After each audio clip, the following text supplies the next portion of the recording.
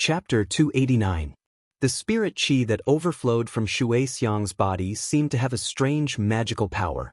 Under the influence of the spirit qi, the blue and magnificent sea began to gradually freeze at a speed visible to the naked eye. Therefore, in a short while, the sea that Xianxia could see had all turned into polar glaciers. Perhaps it was because the temperature had dropped too much. When the extremely cold aura spread out with Xianxia as the center, even the waves of the sea maintained their original shape, as if they had become Tianshan's snow lotuses of all shapes and sizes. Facing such a strange scene, even Xianxia could not help but be amazed.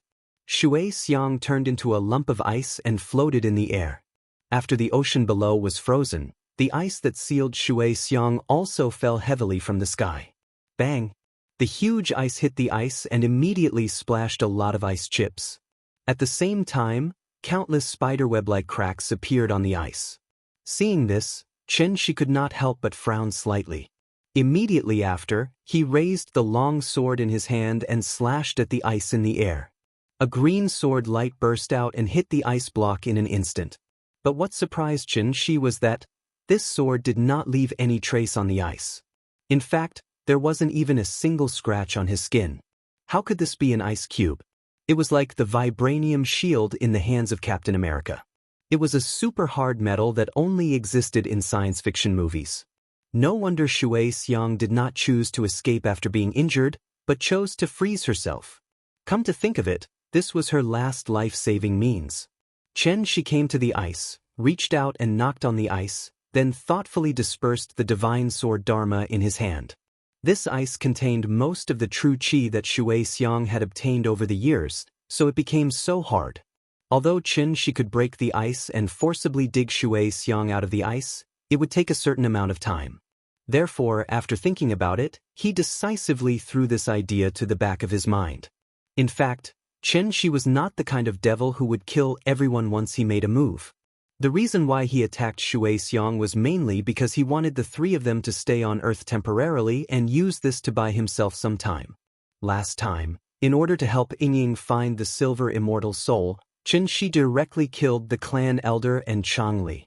However, he did not silence them, so the entire village knew of his existence. Fortunately, Wu Lian had already recruited most of the villagers, so as long as Wu Lian issued a gag order, there shouldn't be any more problems. In addition, based on the previously known clues, it was obvious that the divine gate was not something that could be opened at will. Once he cut off all the clues, even if the gate of heaven opened again, what could he do? Could it be that he really had to find this murderer in this vast sea of people? Was that even possible? Xianxia calculated carefully. It wasn't because he realized that there might be a holy land of immortal cultivation that was comparable to the heavenly spiral continent behind the heavenly gates that he was afraid of. It was because he didn't want to cause trouble. Just like what he usually said when he taught Nianyan, we don't cause trouble, but we're not afraid of trouble. Right now, he simply wanted to give his wife and children a stable and happy family. This was the only thing he wanted to pursue for the rest of his life.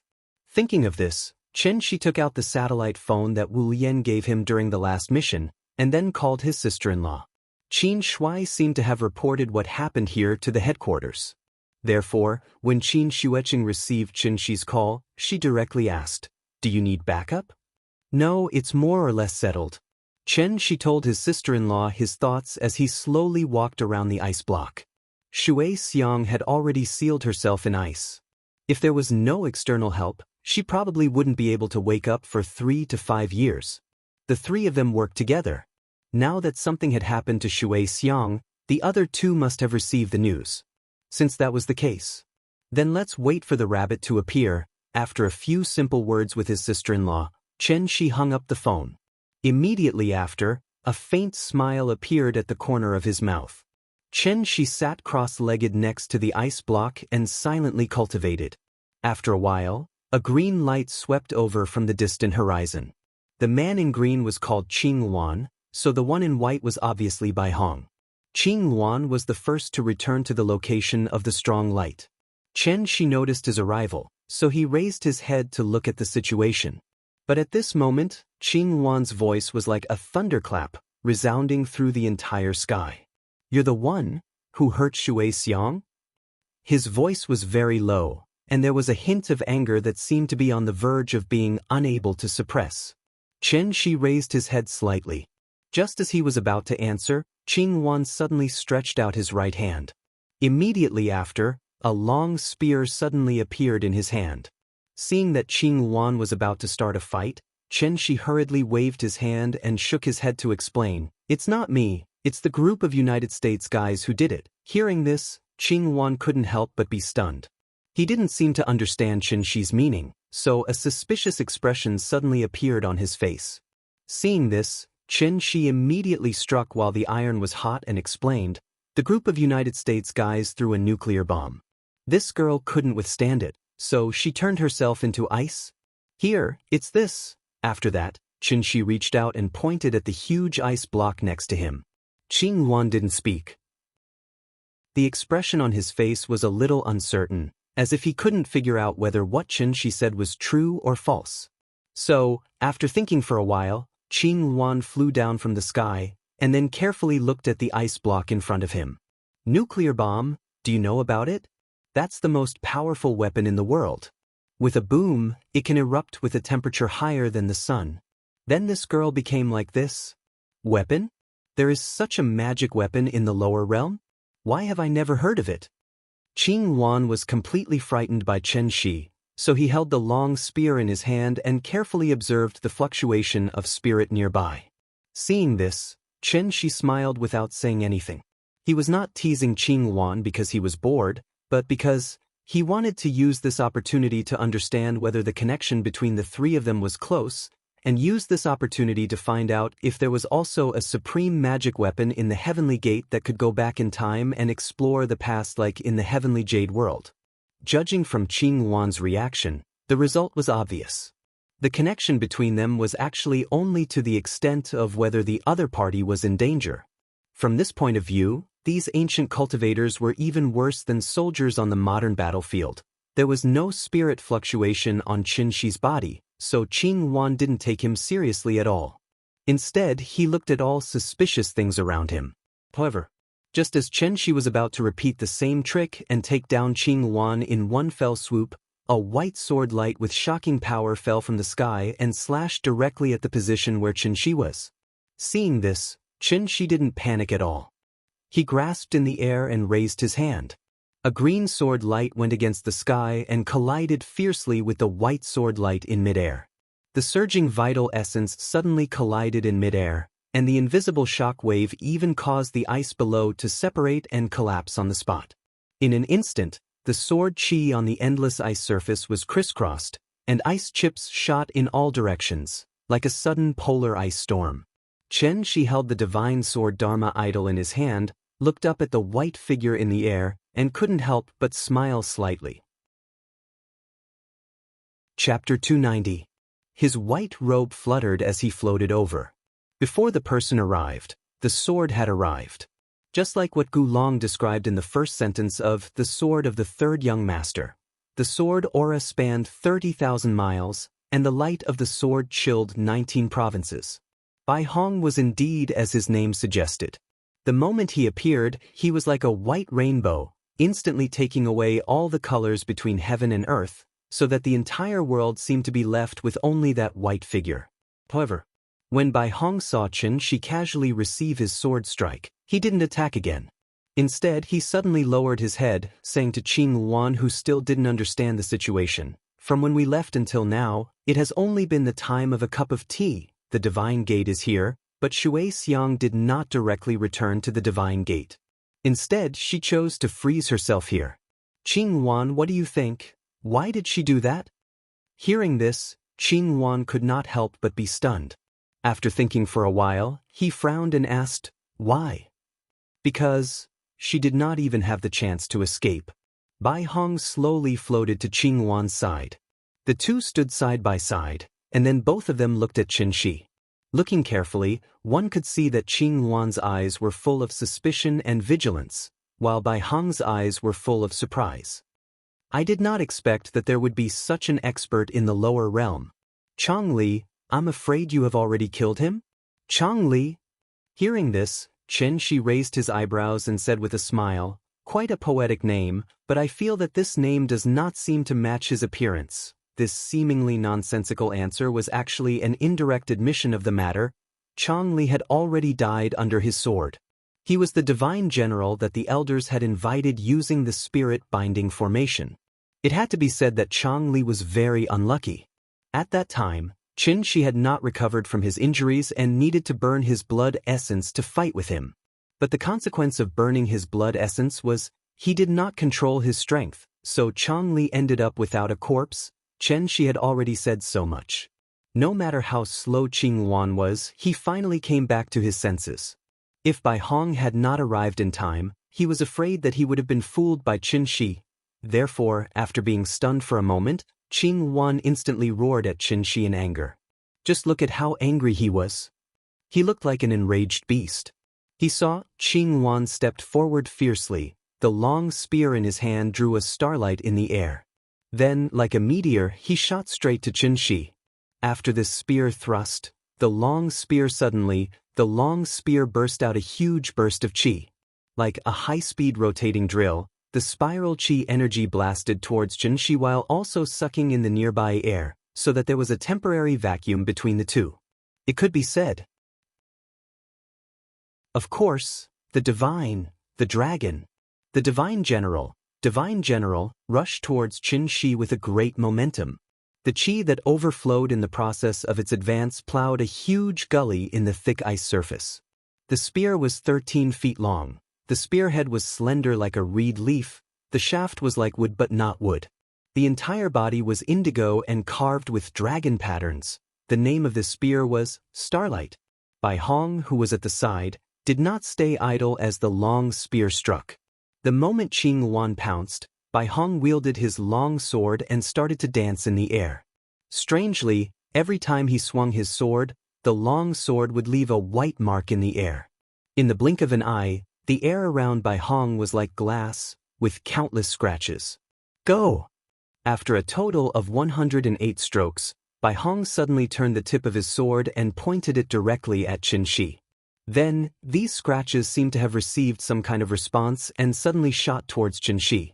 A long spear as fast as a dragon, 100 long swords as swift as rain. Facing the two aggressive attacks, Xianxia's lips suddenly curled into a smile. Then, under Bai Hong's slightly surprised gaze, the divine sword Dharma in Xianxia's hand suddenly turned into spots of starlight and drifted away. This is giving up on resisting? Even with Bai Hong's intelligence, after seeing Xianxia's strange behavior, he could not react in time. Everything happened in the blink of an eye.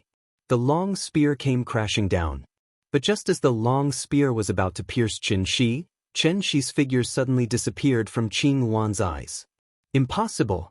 Qingwan's eyelids twitched, and he immediately wanted to withdraw his long spear. But this spear was used with all his strength. How could it be so easy to withdraw? Qingwan was like a bull that lost control, and instantly rushed to the position where Xianxia was just at. But then, the scene in front of him completely changed. He was clearly still on the ice surface condensed by Shui Xiang, but in the blink of an eye, how did he come to a sea of fire? Qingwan held the long spear in his hand and looked around. It was all a sea of magma. The high temperature constantly evaporated the moisture in the air. After Qingwan held the long spear and looked around, he suddenly found that there was not even a bit of spiritual energy in this place. What exactly is this place? Qingwan was a little surprised, but at this moment, the magma below suddenly boiled. Then, a fire qilin suddenly jumped out of the magma, then stomped on the ground with its back foot and bent its front foot slightly, and fiercely roared at Qingwan. Roar! If Nian was here, she would probably tilt her head and murmur in confusion, "Papa, this big cat looks like a big cat." While Qingwan was in trouble, Bai Hong was also in a bad situation. Because he did not move randomly, Bai Hong did not directly fall into the array set up by Xianxia in advance like Qingwan. But it was precisely because he did not fall into the array that Bai Hong now needed to face Xianxia directly. And when he really faced Xianxia, Bai Hong finally understood what was called pressure. Just by standing there, This mysterious man made him feel an enormous pressure that was as heavy as a mountain and as deep as an abyss. Could it be Ming Yao's 4 sons were destined to die under this person's sword today? Bai Hong held the long sword in his hand, his hair and beard were all standing up, and he was ready for battle. But while he was on guard, Xianxia suddenly laughed. "Wait a minute, there are mosquitoes." After that, Xianxia pointed his sword to the sky. A green sword light suddenly burst out, instantly rushed into the clouds, and then directly hit the United States reconnaissance plane that had been hovering in the cumulonimbus layer. Boom! Hearing the sudden explosion in the sky, Bai Hong's eyes flashed with a hint of hesitation. But after hesitating for a while, he still held the long sword in front of his chest, and then said to Xianxia seriously, "My name is Bai Hong, and my sword name is Flowing Cloud. Please enlighten me." After his voice fell, Bai Hong's entire aura changed.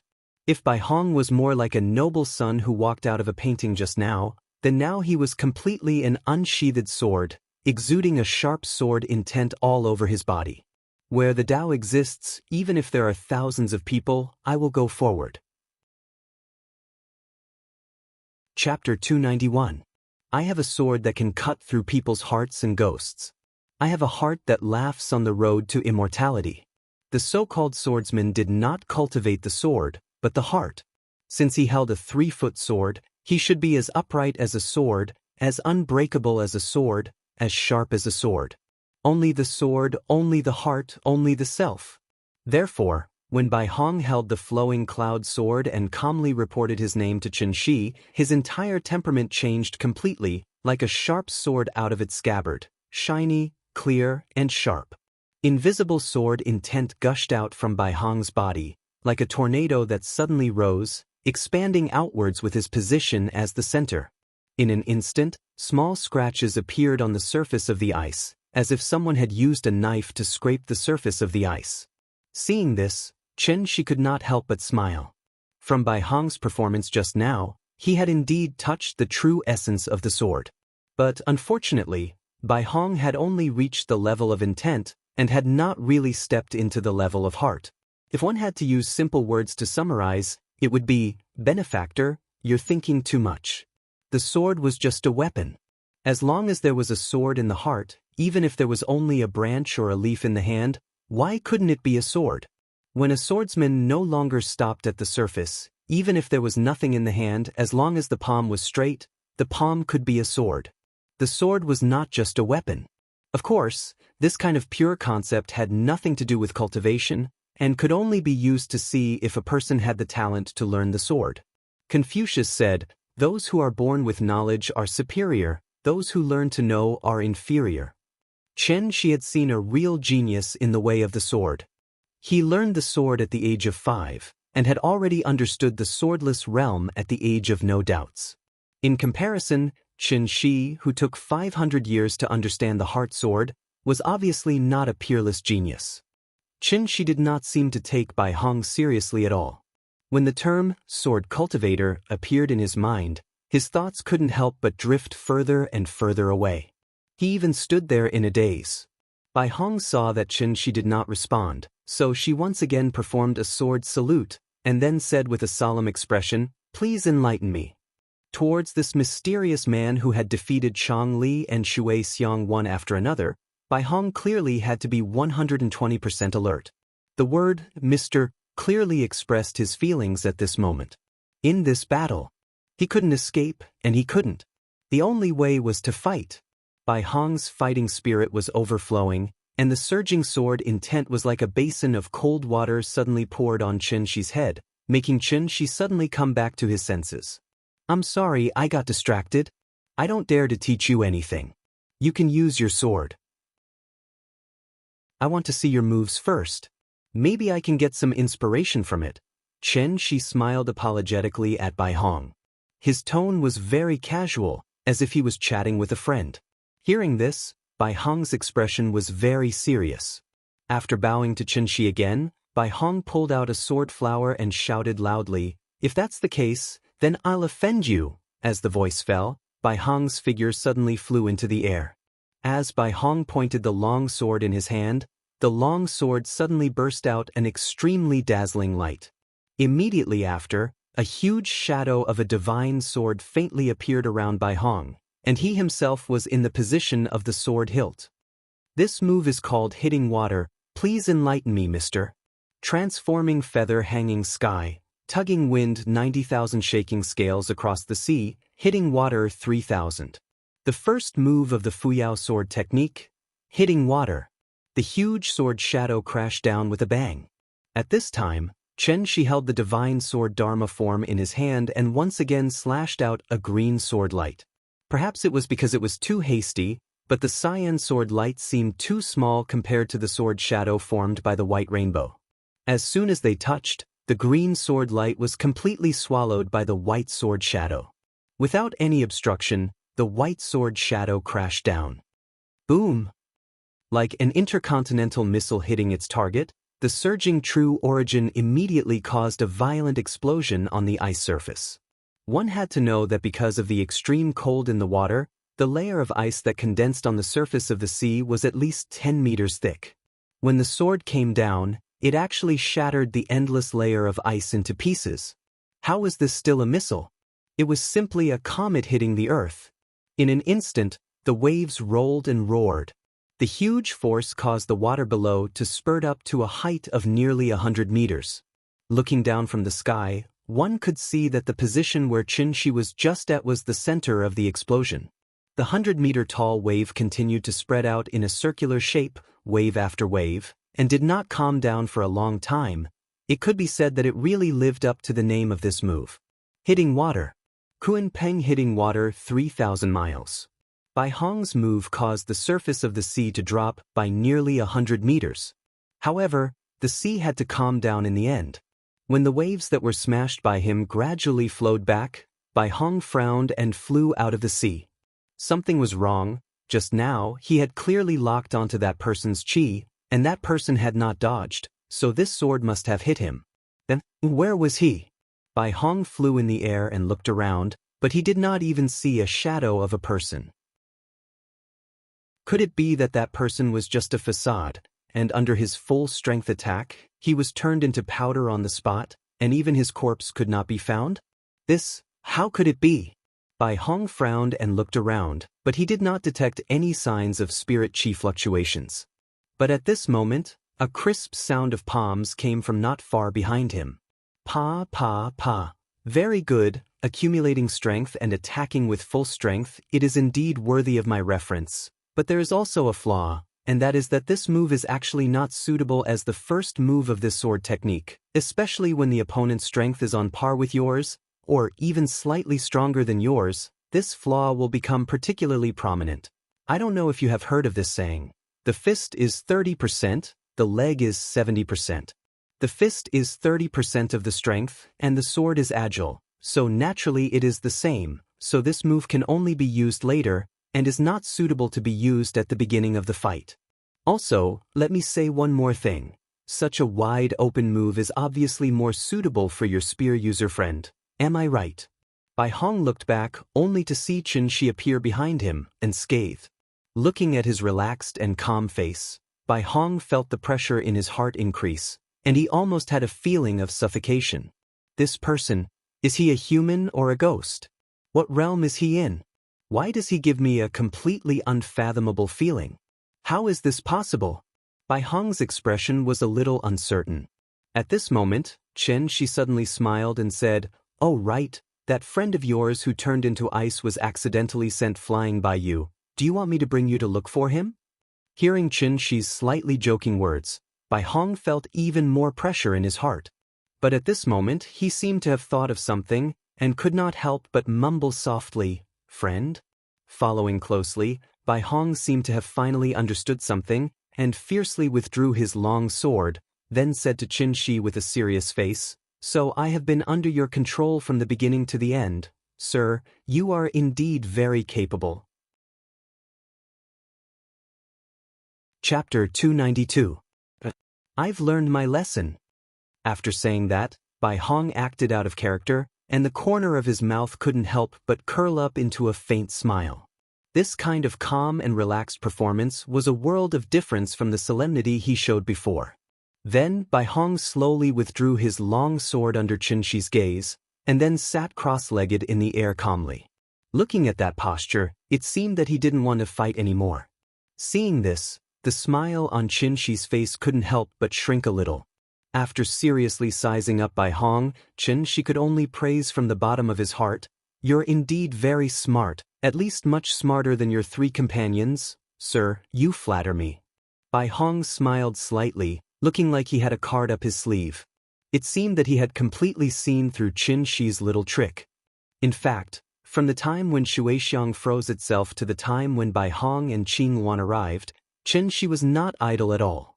Using the ice that froze Shuixiang as the formation door, and using the gate of heaven that constantly devoured the surrounding spirit energy as the formation core, Xianxia cleverly used the materials on the spot, so he quickly set up a large-scale formation that seized the fortune of heaven and earth. Mind Confusion Array. Due to the limited conditions, this formation was mainly focused on trapping and disturbing. It did not have any offensive ability, and it could only be effective on enemies whose cultivation level was lower than the one who set up the formation. Looking at the current situation, this formation did indeed allow Xianxia to achieve his goal. But it was a pity, however, Bai Hong was much more intelligent than he had imagined. Just by the word friend that Xianxia casually mentioned, Bai Hong was actually very sensitive to the fact that he might have fallen into Xianxia's trap. If he didn't break the formation, then Bai Hong would not be able to hurt Xianxia at all even if he exhausted all his strength. Because everything he saw now was an illusion. The reason why Xianxia had been using words to pressure Bai Hong was purely because he wanted to use them to break down Bai Hong's psychological barrier, so that Bai Hong would fall deeper and deeper, treating the illusion as real and wasting her true essence in the array formation for nothing.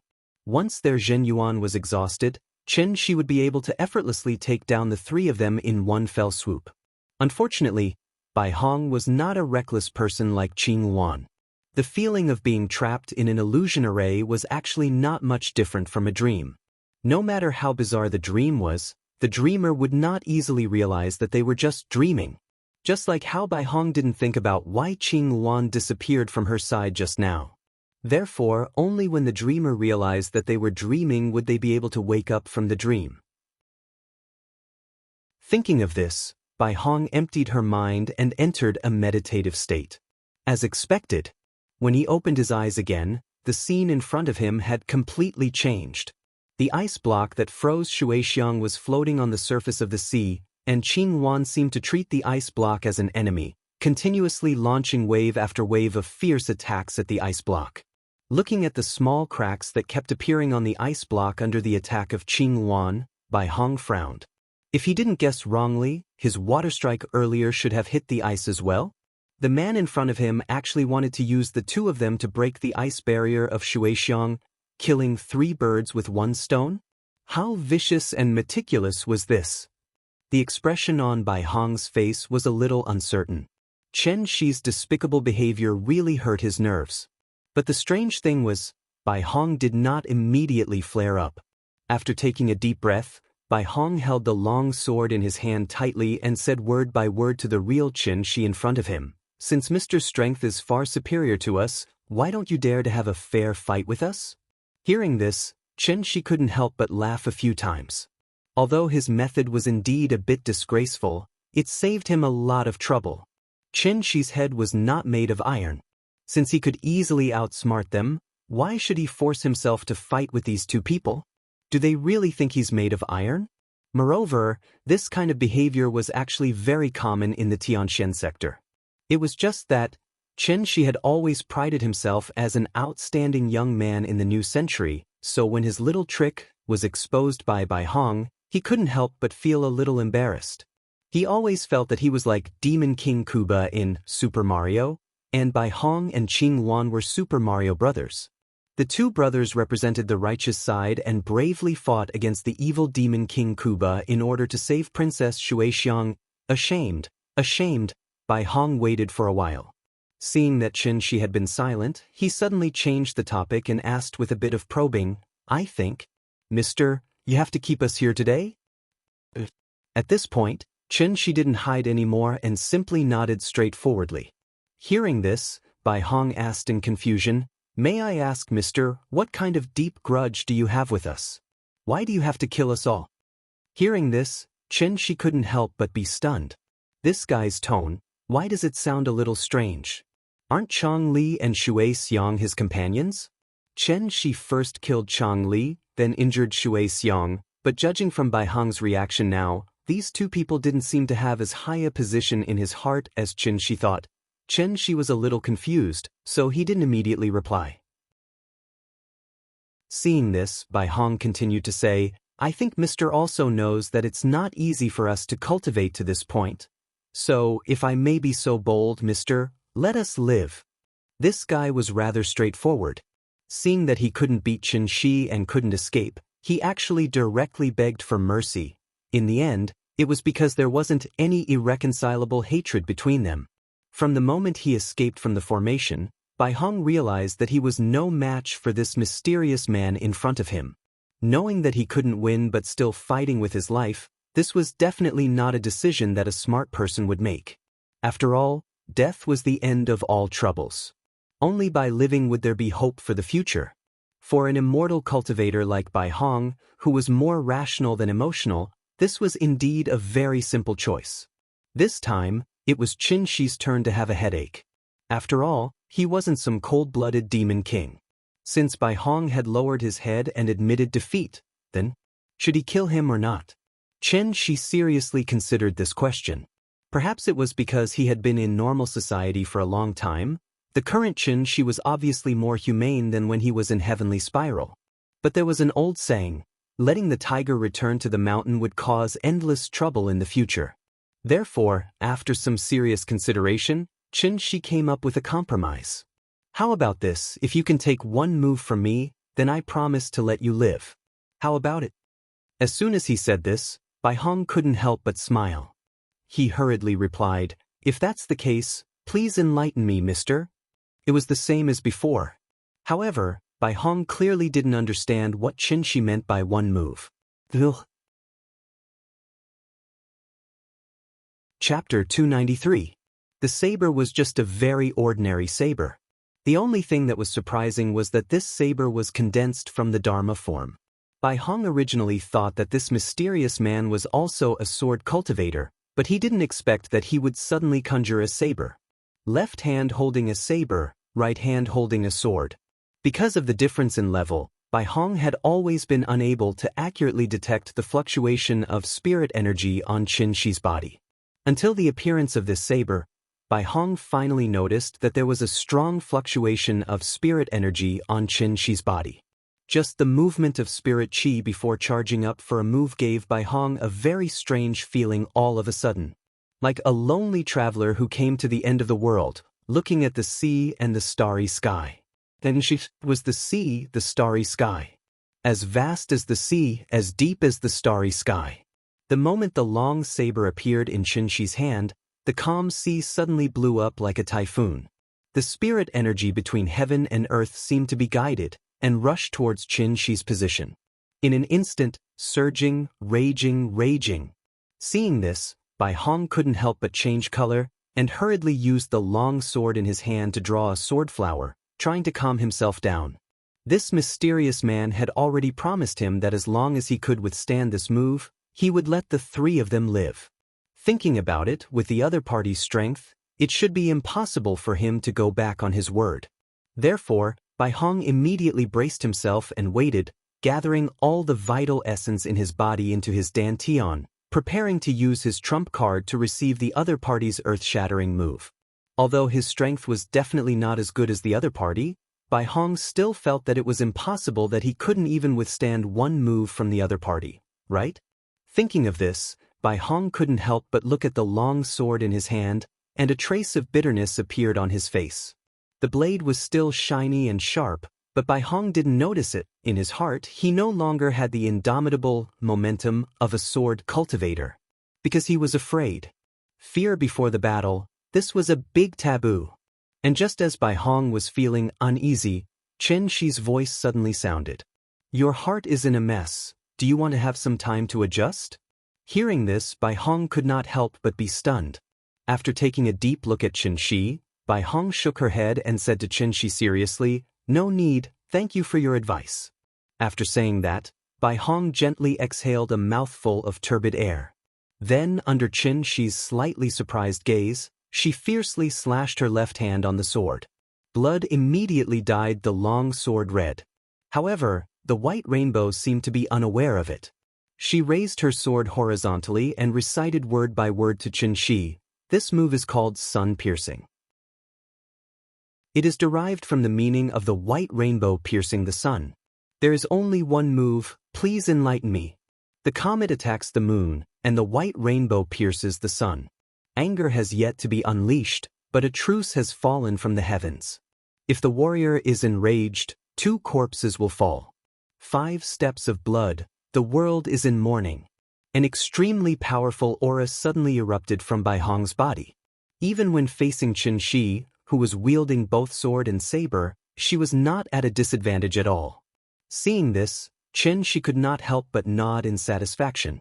One must know that when Changli had faced the sword and saber dual mastery, his performance was not even as good as Bai Hong's today. The more intelligent a person was, the more afraid they were of death. However, Bai Hong was able to withstand this kind of pressure.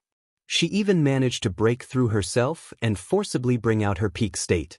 Just based on this point alone, 10 Changlis could not compare to her. Xianxia knew that cultivation was not easy, so he had always cherished talents. But regrettably, in order to give Nian and Ying a stable environment, he had no choice but to keep Bai Hong and her party here today. He could not let them return to the Divine Gate. "Come, as long as you can withstand this move of mine, I will let you go." After taking a deep look at Bai Hong, Xianxia finally raised the sword and saber in his hand. This was also the most powerful set of techniques that he had learned in his life, sword and saber. The second move, sword splitting light, sword vanishing shadow, desolate killing, chaotic mortal world. As soon as the chaotic mortal world was released, Xianxia suddenly opened his arms and let the sword and saber in his hand fly out, circling in the air. Using qi to control the sword, using spirit to control the sword. The sword and saber flew faster and faster, leaving behind afterimages in the air. It was as if there were countless swords and sabers in the sky. At this time, Bai Hong felt that there seemed to be an incomparably sorrowful and desolate aura between heaven and earth. If he closed his eyes and carefully felt it, it would give him the illusion that he was on a battlefield. A vast battlefield after a great battle. There was no living person, only endless desolation, and the heavy coldness that death brought. This move could actually affect the minds of others? Thinking of this, Bai Hong could not help but shiver. However, he did not retreat at all. Instead, he gripped the sword in his hand tightly and suddenly turned into a ray of white light, charging straight at Xianxia. There were no fancy moves. 1 man and 1 sword was enough. Even if there were thousands of people, he would still go. This was the white rainbow piercing the sun. The moment Bai Hong rushed out with the sword, Xianxia seemed to have noticed something, so he fiercely clasped his hands in front of his chest. Then, the thousands of swords dancing in the sky seemed to have received some kind of instruction. They suddenly gathered in front of him and then spiraled into a sphere. The sphere carried a desolate and desperate aura, like the broken swords and sabers on the battlefield. Even if they were broken, they would still shatter everything in the world. The sphere formed by the sword and saber collided head-on with the ray of white light. The moment the two collided, the whole scene seemed to be frozen. Immediately after, an extremely violent explosion occurred. Boom! With the point of collision as the center, invisible energy waves continued to spread outwards wildly. In an instant, the wind and clouds surged, and the sea waves surged. Like an atomic bomb exploding, the huge explosion made the sea water soar into the sky. Looking at the center of the explosion, one could see the colorful seaweed on the seabed. Even the sea was blown up. The power of one blow was so terrifying.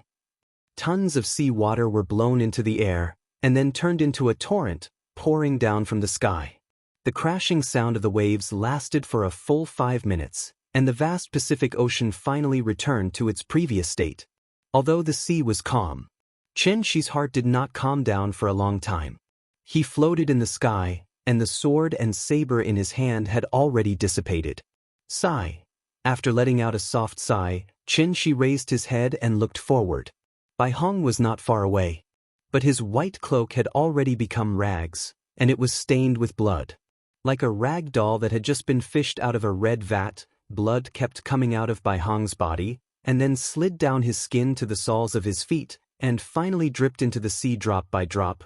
Who would have thought that the bloody man in front of him, who looked like he had been executed by 1,000 cuts, was actually Bai Hong, who was said to be as beautiful as jade, as unparalleled in the world? Sir, good skill, Bai Hong, I've learned. Bai Hong opened his mouth with great difficulty. After saying these words in a voice as soft as a mosquito, he seemed to have lost all strength and fell limply from the sky. Splash! Scarlet blood dyed the sea red. Xianxi lowered his head and looked at the bubbles mixed with blood coming out of the sea. He could not help but let out a soft sigh again. Chapter 294. Tonight was destined to be a sleepless night. The strong light was still suspended in mid-air, like the sun constantly emitting dazzling rays of light, trying to illuminate everything around it. Xianxi sat cross-legged in the air, only 2 to 3 meters above the sea surface, looking thoughtfully at the 2 spoils of war in his hands. One was Bai Hong's long sword, the other was naturally Qinghuan's long spear. The sword was named Flowing Cloud, and the spear was named Pointing Stars. The quality of the 2 weapons was not bad, even in Xianxi's eyes. They could barely be regarded as 2 offensive magic weapons. The so-called magic weapons were naturally treasures used by immortal cultivators, and usually had some kind of magical effect. For example, the azure wave silk gauze in Xianxi's hands, although it looked like a simple shawl, it had both offensive and defensive functions. When Xianxia was sneak attacked by Xianxi, this long silk immediately turned into a defensive tool, protecting the seriously injured Xianxia, which also gave her another means of self-protection. Magic weapons were also divided into grades. According to their quality, they were divided by immortal cultivators into magic weapons, spirit treasures, supreme treasures, and the extremely rare innate supreme treasures.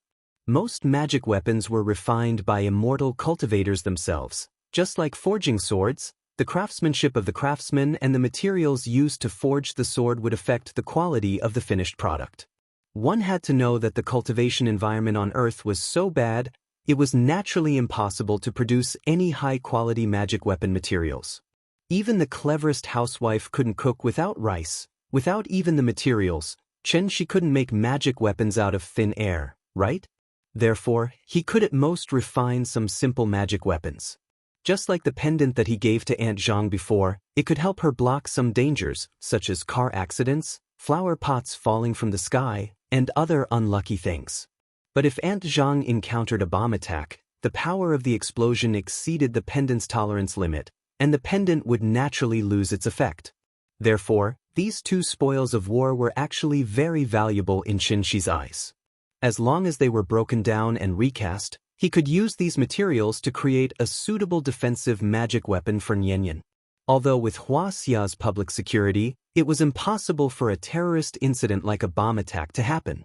But it was better to be safe than sorry. Nianyan was his treasure. If she was accidentally hurt, Xianxi would never forgive himself. Therefore, Xianxi weighed the spoils in his hand and kept thinking about what kind of magic weapon he should forge for the little guy. Longevity lock? He was a child after all, so it was naturally best for him to wear a longevity lock. However, children nowadays matured early, especially girls. After a few years, would Nianyan find the longevity lock ugly and refuse to wear it anymore? Xianxi was a little conflicted. He was afraid that Nianyan would not like it and throw it away. Why not make a jade bracelet? Or bracelets, anklets, and other accessories? As a father, he was constantly conflicted about how to please his daughter. But right at that moment, suddenly, an extremely strong fluctuation of spirit qi appeared in the strong light above his head. Xianxi sensed something was wrong, so he quickly looked up. After looking at it for a while, he suddenly frowned. Something was wrong. since this strong light was the so-called heavenly gate, then the current situation was somewhat like he was watching television at home when a faint noise suddenly came from outside the door. Although the noise was small, it was enough to attract his attention. Therefore, Xianxia immediately closed his eyes and carefully sensed for a while before finally confirming there was someone behind the door. That person kept pacing back and forth outside the door, as if he wanted to cross the door very much, but for some reason he was hesitating. It felt like a thief was checking if there was anyone in the house. Xianxia did not want to expose himself, so he immediately restrained his aura and silently looked up at the strong light. At the same time, he held Bai Hong's flowing cloud sword tightly in his hand. The heavenly gate was a magical existence similar to a teleportation array. The inside and outside of the gate were connected to two completely different worlds. Although that person was outside the door, he could still affect the fluctuation of spirit qi inside the gate. What kind of terrifying cultivation was this? Relying on the fluctuation of spirit qi, Xianxia secretly tried to figure out the other party's cultivation level. And the person outside the door seemed to be worried about something, so after pacing back and forth for a long time, he still did not cross the door. Xianxia waited patiently. About 5 minutes later, a sudden change occurred. The strong light suddenly burst into a burst of extremely dazzling light. Xianxia's expression turned cold. He immediately raised the long sword in his hand, ready to make the first move and catch the other party off guard. But at this time, the strong light suddenly flashed a few times, and then disappeared in an instant, as if there was a power outage. Without a light source, the world suddenly darkened. Thick dark clouds covered the moonlight, to the extent that one could not see his fingers in front of him. Even Xianxia could not see his surroundings clearly. Xianxia lit up a ball of light.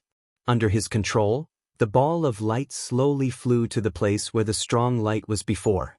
But there was nothing left. Even the spirit qi that had been crazily rushing to the place where the strong light was now like a water ball that had been pierced. The spirit qi of heaven and earth that had lost its restraints suddenly dissipated in all directions crazily. In just a few breaths of time, everything had returned to normal. As if nothing had happened. Only the sound of the waves was left between heaven and earth. Whoosh, whoosh, the waves slowly surged into the distance, one after another. Xianxia let out a long sigh of relief, finally letting go of his worries. With the closing of the divine gate, this matter could be considered to have come to an end for the time being. Now, he only needed to clean up the mess and erase the traces that he had left behind. Then, even if the divine gate appeared again in the future, it would have nothing to do with him. Xianxia stood up and looked around. After confirming that there were no problems here, he was ready to leave. But at this time, he seemed to have noticed something and hurriedly looked up at the sky in the distance. Because the strong light disappeared, Xianxia couldn't see very clearly. It wasn't until a black shadow rushed out of the clouds that Xianxia finally saw the thing clearly with the light emitted by the ball of light. It was actually the trump card of the United States, the B-2 stealth bomber. The B-2 was known as the world's most advanced strategic bomber, with a cost of up to $2.4 billion. According to the United States Department of Defense, every time the B-2 was deployed, it would cost at least $3 million. Therefore, the moment he saw this guy appear, Xianxia suddenly understood something. This group of United States people, they were really as annoying as flies. Sure enough, when the B-2 flew over Xianxia's head, it suddenly opened the hatch and threw out two long objects. Xianxia looked up at the two objects thrown out by the B-2 and suddenly couldn't help but show a dumbfounded expression on his face. Just now, he was bullying Xianxia for being uneducated and asked if she could withstand a nuclear bomb. This is, retribution is here. Chapter 295. The B-2 was known as a stealth fighter, but it actually meant that it could avoid radar detection, not that it was actually invisible. Xianxia frowned and looked at the things thrown out by the B-2. He didn't need to think about it before he concluded that the two things must be nuclear bombs. It was not that he knew about nuclear bombs, but because as an Earthling, Xianxia was very clear about the morality of the United States. The United States, the world's recognized superpower, the world's overlord, and the Pacific Police. They drove nuclear-powered aircraft carriers all day long and naturally did not put any country or force in their eyes. Tonight's phenomenon appeared in international waters, and international waters had always been regarded as their backyard by the United States, so they wanted to join in the fun. There was nothing wrong with joining in the fun, but the mistake of the United States was they didn't even understand the situation and they dared to directly fire at Xianxia. The consequences of doing so were imaginable.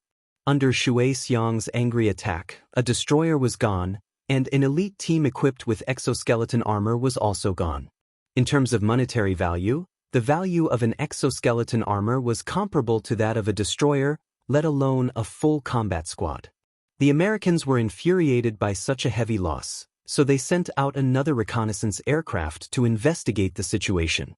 But just as the plane arrived, it was struck down by Xianxia's sword. The successive attacks finally exhausted the last trace of patience of the United States. Since they couldn't get it, they would destroy it, just like Mahang 370 back then. Simple and violent. The B-2's flying speed was very fast. After dropping the nuclear bomb, it turned around and was ready to leave. Seeing this, Xianxia couldn't help but sneer, then he waved the long sword in his hand toward the sky. Just like a charged weapon in a sci-fi movie, the long metal sword suddenly burst out with a dazzling light. Immediately after, a white light shot out from the tip of the sword. The white light cut through the night sky. An explosion suddenly sounded in the sky. Boom! In the blink of an eye, the B-2 had turned into a fireball and fell straight from the sky. That scene really had a different kind of beauty. Just as Xianxia hit the B-2, the two nuclear bombs had already landed not far above Xianxia. Seeing this, Xianxia suddenly raised his right hand towards the two nuclear bombs. It was like a traffic police officer making a stop sign. As soon as this gesture was made, the two nuclear bombs seemed to have been hit by a pause button and strangely stopped in midair. The two nuclear bombs weren't very big, only about 2 meters long. They seemed to be small nuclear bombs. One had to know that nuclear bombs were limited by their critical mass. It was usually easy to make a large one, but difficult to make a small one. Therefore, in the entire world, only the United States could produce a small nuclear bomb of this size. Xianxia thought for a moment, then tried to use his spiritual ether to destroy all the internal circuits of a nuclear bomb, completely turning it into scrap metal. As a highly educated person in modern society, Xianxia was well aware of the value of this thing. Therefore, he was prepared to give this nuclear bomb to the country as a form of repayment to his country. As for the other one, of course, give it back to someone else. After all, it was a traditional virtue of the Chinese people to return the money they found. Thinking of this, Xianxia used his spiritual ether to bind the two nuclear bombs, then quickly flew in the direction of the Okinawa Islands. The Okinawa Islands were known as the Ryukyu Islands in ancient times. Taiwan's ancient name was Ryukyu. Because of various historical reasons, the Okinawa Islands were now under the jurisdiction of Japan. This location was very special. It was only 600 kilometers away from the bay and 400 kilometers away from the Diaoyu Islands. Since the end of World War II, the United States had established a military base in the Okinawa Islands and regarded it as an important cornerstone of the Pacific Rim's strategic plan. In fact, this military base with 50,000 soldiers had always been a sword of Damocles hanging over Wuxia's head. The United States fighter jets took off from the base and could arrive in Wuxia in less than 20 minutes. Therefore, this place was also called by the United States military the unsinkable aircraft carrier. When Xianxia flew over the Okinawa military base, the base was as bright as day. Soldiers the size of ants moved back and forth in the base, and many fighter jets were neatly parked on the runway, looking like they were ready to take off at any time. Looking at this situation, the base should be in a state of level 1 combat readiness. Thinking about it, even the nuclear bombs were taken out. Wasn't this a war?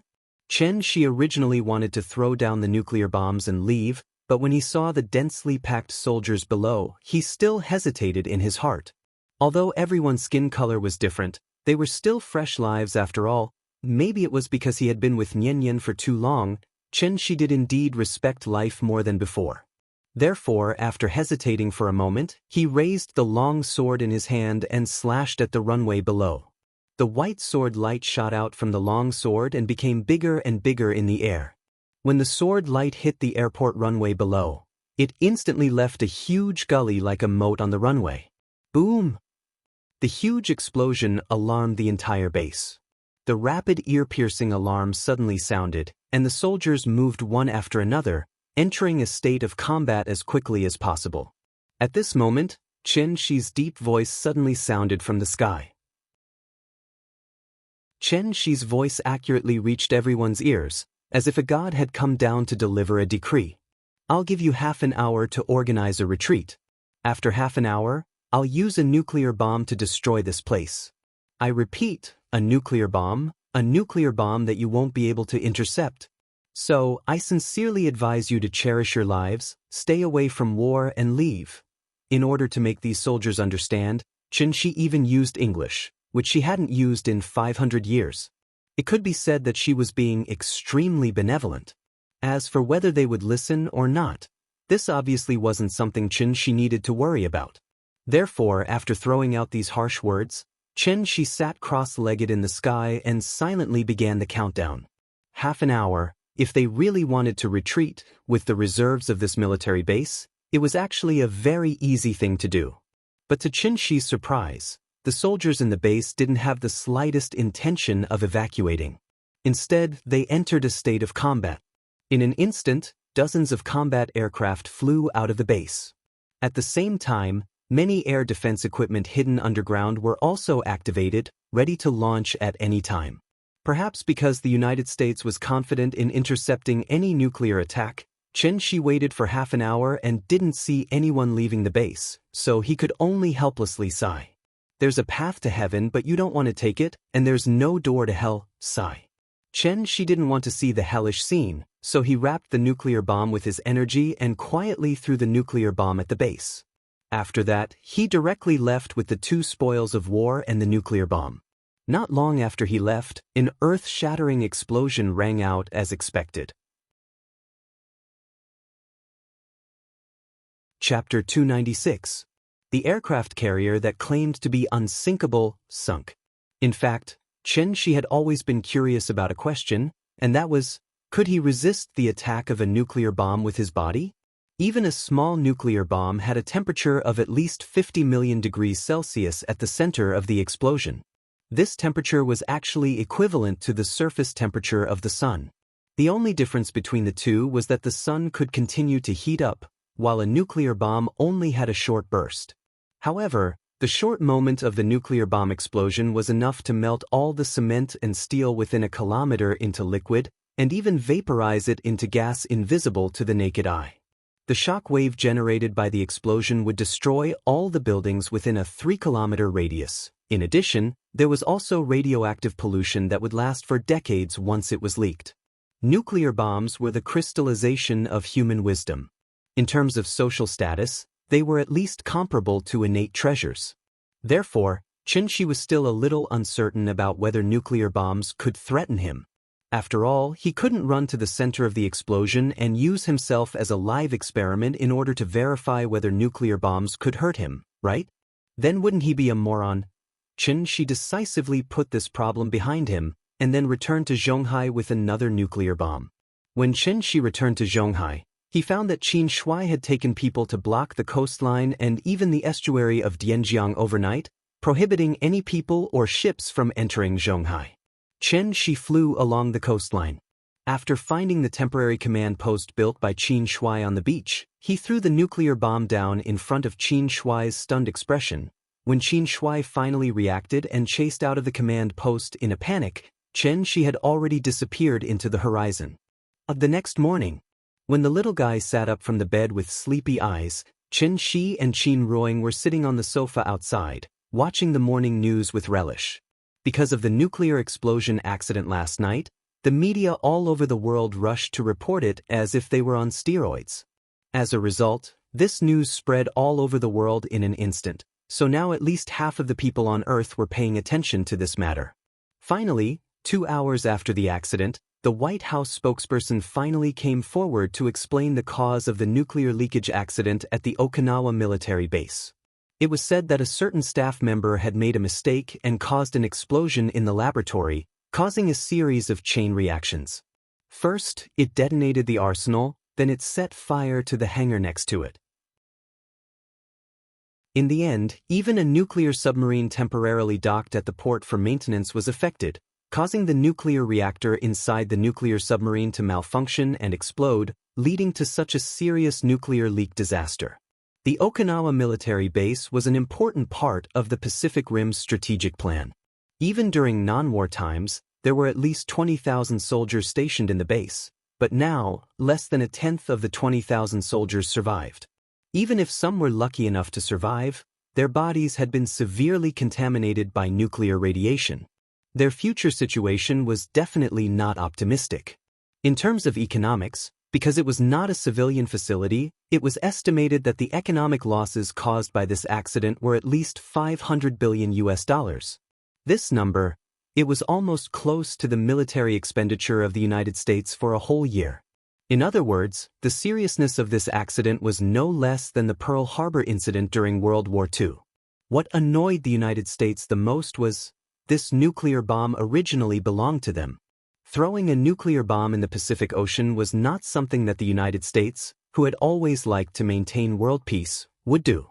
Therefore, even if the losses were huge, the United States could only swallow their pride. They had to conceal the truth of the accident and forcibly make up a lie that could not stand up to scrutiny at all. As for what the truth of this matter was, and what kind of undercurrent was surging behind it, it was obviously not something that ordinary people could understand. The little girl sat on the bed and rubbed her eyes with her small hands. Then, like a kitten, she pouted and called out softly, "Mama." It could be seen that after this period of hard work, Qin Ruoying had successfully occupied a position equal to Xianxia in the little girl's heart. In the little girl's heart, Papa and Mama were finally on the same level. Qin Ruoying was now considered to have succeeded in qi cultivation, and the sensitivity of her 5 senses had been greatly improved. Therefore, after hearing the little girl's cry, she quickly ran into the bedroom and took the little girl to wash up. At this time, Xianxia went to the kitchen and brought out the 8 treasure porridge that he carefully cooked. A plate of delicious shrimp dumplings and a few side dishes, this was the little girl's favorite breakfast now.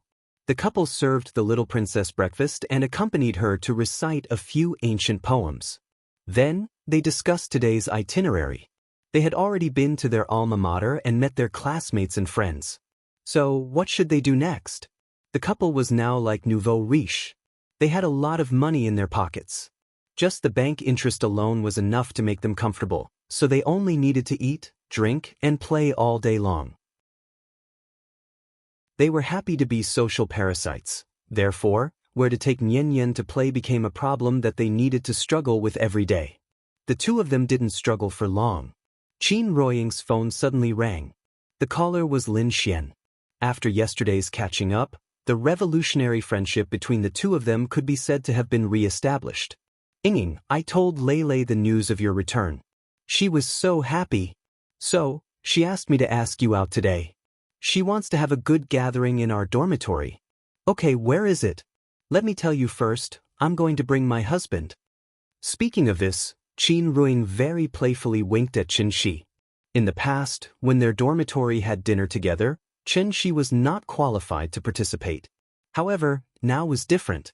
Her boyfriend had already become her husband. Naturally, Qin Ruoying would bring Xianxia. After hearing Qin Ruoying's words, Lin Xian on the other end of the phone did not immediately reply. She was silent for a while on the other end of the phone. Then she coughed lightly and pretended to be calm as she replied, "Okay, don't show off your affection in front of me. You haven't met Lei's fiancé yet, right? Let her introduce him to you tonight. You have sharp eyes, so you have to help her interrogate him. Anyway, they haven't registered their marriage yet. It's not too late for Lei to back out now." Tui, what are you saying? Since they're already engaged, it must be true love, right? What's there to interrogate? I can't say too much about other people's matters. Because they were too close, Qin Ruoying did not shy away from joking over the phone. However, after hearing her words, Lin Xian did not seem to be joking at all. Instead, she said very seriously, I'm serious. My woman's intuition tells me that Leilei's fiancé is not simple. Oh. Hearing this, Qin Ruoying could not help but glance at Chen Shi in confusion. Chen Shi attended Fang Lei's wedding. With his sharp 5 senses, even without studying psychology, he was very accurate in judging people. Therefore, Qin Ruoying wanted to hear Chen Shi's evaluation of this person. However, at this time, Chen Shi frowned slightly. Speaking of which, what was the name of Fang Lei's fiancé? If he remembered correctly, his name was Wang Shiwu? But why did this person not leave a deep impression on him? After all, Chen Shi now had the ability to remember everything he saw. Therefore, he was very sure that this person had not appeared in front of him more than a few times. Chapter 297. The dormitory gathering that had been away for many years was set at 7 o'clock tonight, and the dining location was chosen by Fang Lei at a well-known high-end restaurant in Zhonghai. Lin Xian disliked her for being extravagant and wasteful, but she didn't expect to be choked back by Fang Lei's words. Everyone had graduated for so many years, they couldn't still go to a street food stall for the gathering, right? Lin Xian couldn't refute. Listening to Fang Lei's proud laughter on the phone, Lin Xian simply decided on the theme of tonight's gathering. Tonight's theme was, Eat the Rich. The gathering didn't start until the evening, so the couple watched cartoons with the little guy at home all day. It wasn't until 4 o'clock in the afternoon that the family of 3 finally went out.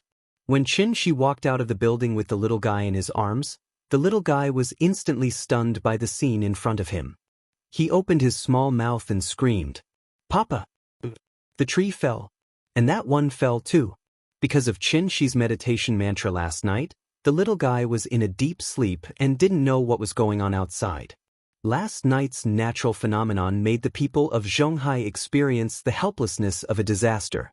In the face of the wrath of nature, human beings were still too small. For Zhonghai, a place with good feng shui, earthquakes and tsunamis were big events that were enough to be recorded in history. Compared to the Okinawa nuclear accident that was far away, the natural disasters that the people of Zhonghai experienced were obviously more likely to attract social attention.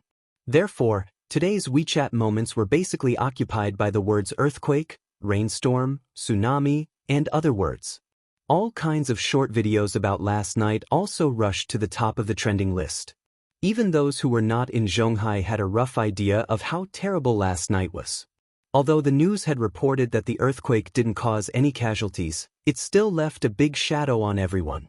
For example, the trees that were blown down by the wind on the roadside gave people a feeling of lingering fear. Kangju residential area was an old residential area, so after the rainstorm, the problems in the residential area's drainage system were all exposed. The residential area did not hire a professional property management, so naturally, no one came to clean up the puddles. Therefore, when they left the building, the path was full of puddles. The deepest part was at least 4 to 5 centimeters thick. Chen Shi had no choice but to hold the little fellow in one hand and hold Qin Ruoying in the other. The family of 3 stepped on the edge of the flower bed and slowly walked out of the community. The little fellow laid on Qin Shi's shoulder and stretched out his head to look at the puddles on the ground. He immediately seemed to have thought of something and hurriedly hugged Qin Shi's neck and acted coquettishly. "Papa, do a magic trick. I want to see you perform a magic trick." The magic trick she was talking about was obviously the magic trick Qin Shi performed when he carried her to Kunming Lake at night. Walking on the water, a lotus blossomed with every step. As long as this kind of inhuman behavior was displayed in front of her once, as long as she saw a similar scene in the future, this little thing would naturally connect the dots. Hearing this, Chen Shi smiled and said to her, "Daddy has already taught Mommy this trick. Let Mommy show you, okay?" But seeing that the little fellow nodded her little head like she was pounding garlic, Qin Ruoying could only ask with a dumbfounded expression, "What trick? Why didn't I know that I could perform a magic trick?" "Come on, I'll tell you." Then, Chen Shi leaned over to Qin Ruoying's ear and briefly told Qin Ruoying about walking on the water. But when Qin Ruoying heard Chen Shi's words, she put on a speechless expression. Seeing this, Xianxia gently squeezed his palm. Qin Ruing said helplessly, I'm not as capable as you, Ying, try it. You can do it. After this period of cultivation, Qin Ruing had successfully stepped into the late stage of qi refining, which was equivalent to a martial artist in the gang realm. It was almost the realm before Qin Xueqing met Xianxia. However, Qin Ruing did not have the foundation of martial arts and had never fought with others, so she was not confident in herself. The reason why Xianxia asked her to perform a magic trick for Nian was to tell her a fact from the side, that was, she was no longer an ordinary person. However, Qin Ruing was obviously not mentally prepared for this. Because Xianxia did not teach her magic, Qin Ruing felt that there was nothing special about her except that her physical strength and 5 senses had been greatly improved. Thinking, try to push the vital energy to your leg. Just like what is said in the martial arts movies, calm down first, and then sink the qi into your dantian. Yes, that's it. Treat the water as the ground. Don't be afraid, step on it. Xianxia stood aside with the little fellow in his arms. Then, Qin Ruing slowly stretched out her right leg toward the water under the gaze of the father and daughter. She was wearing a pair of flat shoes today. As soon as the sharp tips of her shoes touched the water, ripples immediately appeared on the water surface. There was no feeling of touching anything. Qin Ruing looked at Xianxia with some doubts, but Xianxia just smiled and nodded to her, motioning her to continue. At this moment, the little fellow was also interested in the strange behavior of the couple, so like a good baby, she sat quietly in Xianxia's arms, and her big eyes stared motionlessly at Qin Ruing's toes. Seeing this, Qin Ruing suddenly laughed, and then directly stepped into the water. Anyway, the water was not deep, almost reaching the back of the shoes. As long as she tiptoed slightly, the water would not soak into her shoes. However, just as Qin Ruing's left foot stepped into the water, the little fellow's exclamation suddenly sounded. Mama is so amazing. I want to learn it too. Papa, teach me. Teach me. The little fellow clapped and screamed, and excitedly twisted in Xianxia's arms. Nian, be good. This trick can only be performed when you grow taller. When you are as tall as me, I will teach you, okay? After hearing Xianxia's refusal, the little fellow suddenly pouted and looked unhappy. While the father and daughter were showing off their love, Qin Ruing was still a little stunned. That feeling was very strange. It was like stepping on a plastic bag full of water. The water in the plastic bag was fluctuating, so her body swayed slightly.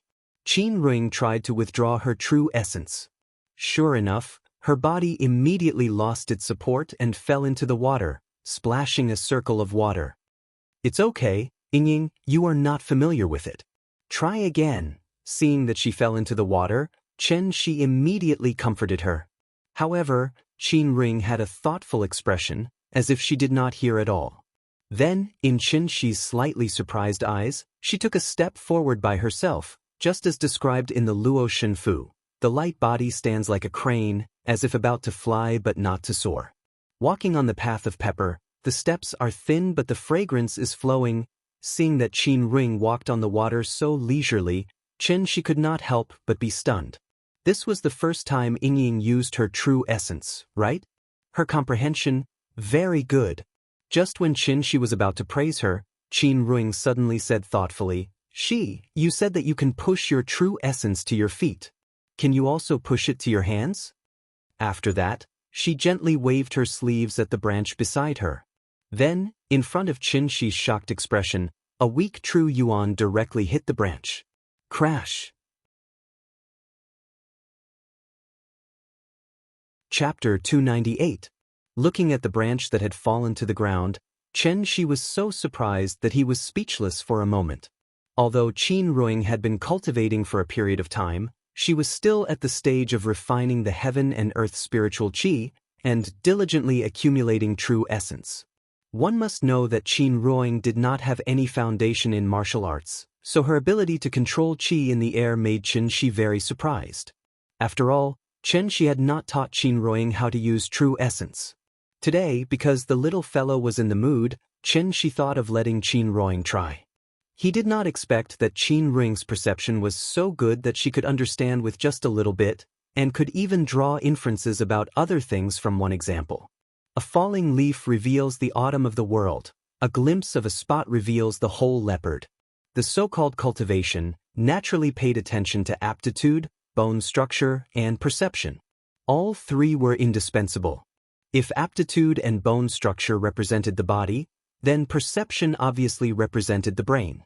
After Xianxia's observation during this period of time, he found that Qin Ruoying's aptitude and bone structure were very ordinary. If she continued to cultivate according to her current cultivation speed, then Yuanying should be the limit that Qin Ruoying could reach in this lifetime. Maybe it was because she had lost her Yin soul before. Even after Qin Ruoying's 3 souls returned, her cultivation speed did not improve much. Compared to his sister-in-law, it was simply heaven and earth. This also made Xianxia subconsciously think that, was Qin Ruoying's perception as ordinary as her bone structure? Because of this consideration, Xianxia did not teach Qin Ruoying those seemingly fancy little spells, but let her concentrate on refining qi, using all her time to refine the heaven and earth spiritual qi. As the saying goes, the clumsy bird flies first. As long as he was there, if he wanted to hurt Qin Ruoying, he would have to step over his dead body first. Naturally, there was no need for her to waste time learning any self-defense skills. However, Qin Ruoying's performance today was completely beyond Xianxia's expectations. This kind of perception, I'm afraid that she can already catch up with me in the past, right? Thinking of this, Xianxia could not help but look happy and quickly stretched out his left hand and snapped his fingers. Pa! After a crisp sound, a weak flame jumped out of Xianxia's fingers. Ying, why don't you try it? Hearing this, before Qin Ruoying could say anything, the little guy in Xianxia's arms suddenly shouted excitedly. Fire! Papa can spit fire? Is this a magic trick? I want to learn. Papa, teach me. The little fellow was very excited. However, Xianxia did not pay attention to her at all. After pinching her little face to signal her to be quiet, Xianxia told Qin Ruoying the trick of this magic trick. After listening to Xianxia's explanation, Qin Ruoying thought for a while, and then asked directly, Fire control magic trick? Is it like this? As soon as she finished speaking, she followed Xianxia's example and snapped her fingers. Soon after, a small flame jumped out from between her fingers. She really learned and applied it immediately, without any delay. Ying, I really didn't expect your perception to be so good, Xianxia praised from the bottom of her heart. Qin Ruoying smiled and was about to say something when the little fellow in Xianxia's arms suddenly exploded. Perhaps it was because she had been neglected by her parents, so the little fellow was really unstoppable at this time. They saw, she pursed her little mouth, and bean-sized tears kept pouring out of her eyes like a tap that had been opened, and she kept sobbing. It was as if she had suffered a great grievance. Her tear-stained face was really pitiful. Xianxia was stunned by the little fellow's sudden crying. He quickly held her in his arms and comforted her softly. After being interrupted by her, the couple suddenly lost their interest, so they quickly walked out of the community, took a taxi, and went straight to the party address sent by Lin Xian. The dining location was set by Fang Lei. With her status, she naturally would not choose a street stall. Therefore, when Xianxia and his family arrived at the agreed place, the couple was surprised to find that the place was not like a restaurant at all, but more like a vacation villa. Number 1 Mansion. That was the name of the restaurant. The so-called mansion was actually a bungalow on the beach that often appeared in anti-war dramas. This kind of very old building was very common in Zhonghai. In a sense, the mansion in Zhonghai was somewhat similar to the courtyard houses in Shangjing. It had changed from a simple residence to a cultural symbol. Although Number 1 Mansion was located in the city center, it was on a remote road. On the clean street, pedestrians in 2s and 3s, as well as 2 rows of lush camphor trees, gave people a very peaceful and comfortable feeling. After getting out of the taxi, the little fellow obediently lay in Xianxia's arms. It was impossible to tell that she had just cried. And the reason why she was so obedient now was entirely because of the lighter in her hand. The little fellow excitedly fiddled with the lighter. Because she pressed the buttons so quickly, her thumb was a little red. But she did not feel tired at all. Instead, she constantly lit the fire, and pressed the lighter nonstop. Looking at the flame that kept coming out of the lighter, the little thing was very happy as it twisted around in Xianxia's arms. She also knew how to do magic. When he thought of this, he suddenly couldn't help but grin foolishly. In fact, this lighter was something that Xianxia had shamelessly asked for from the taxi driver. There was no sign outside the mansion, only two people wearing cheongsams stood outside to welcome guests. Qin Ruoying was not sure if she found the right place, so she called Lin Xian. Not long after, Lin Xian came out of the closed door of the mansion. Although they hadn't seen each other for a day, when Lin Xian saw Qianxi's family again, her face still showed a very happy smile. "Ying, Qianxi, here, come in." Lin Xian greeted her. After taking the little fellow from Qianxi's arms into her own arms, she smiled and said to Qin Ruoying, "Ying, you're in for a treat tonight. This #1 mansion's reputation in Zhonghai is very good.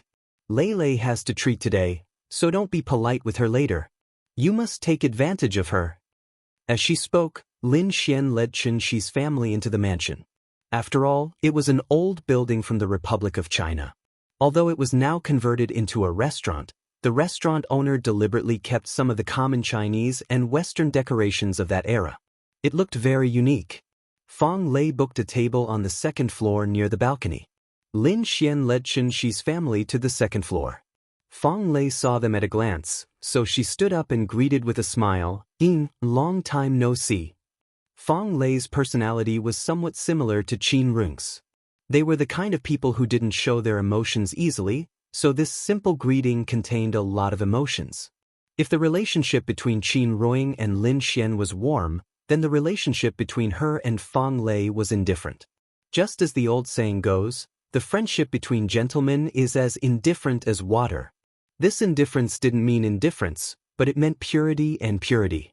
The two of them held hands and chatted softly for a while before Qin Ruoying shifted her gaze to the man beside Fang Lei. "Lei, this is?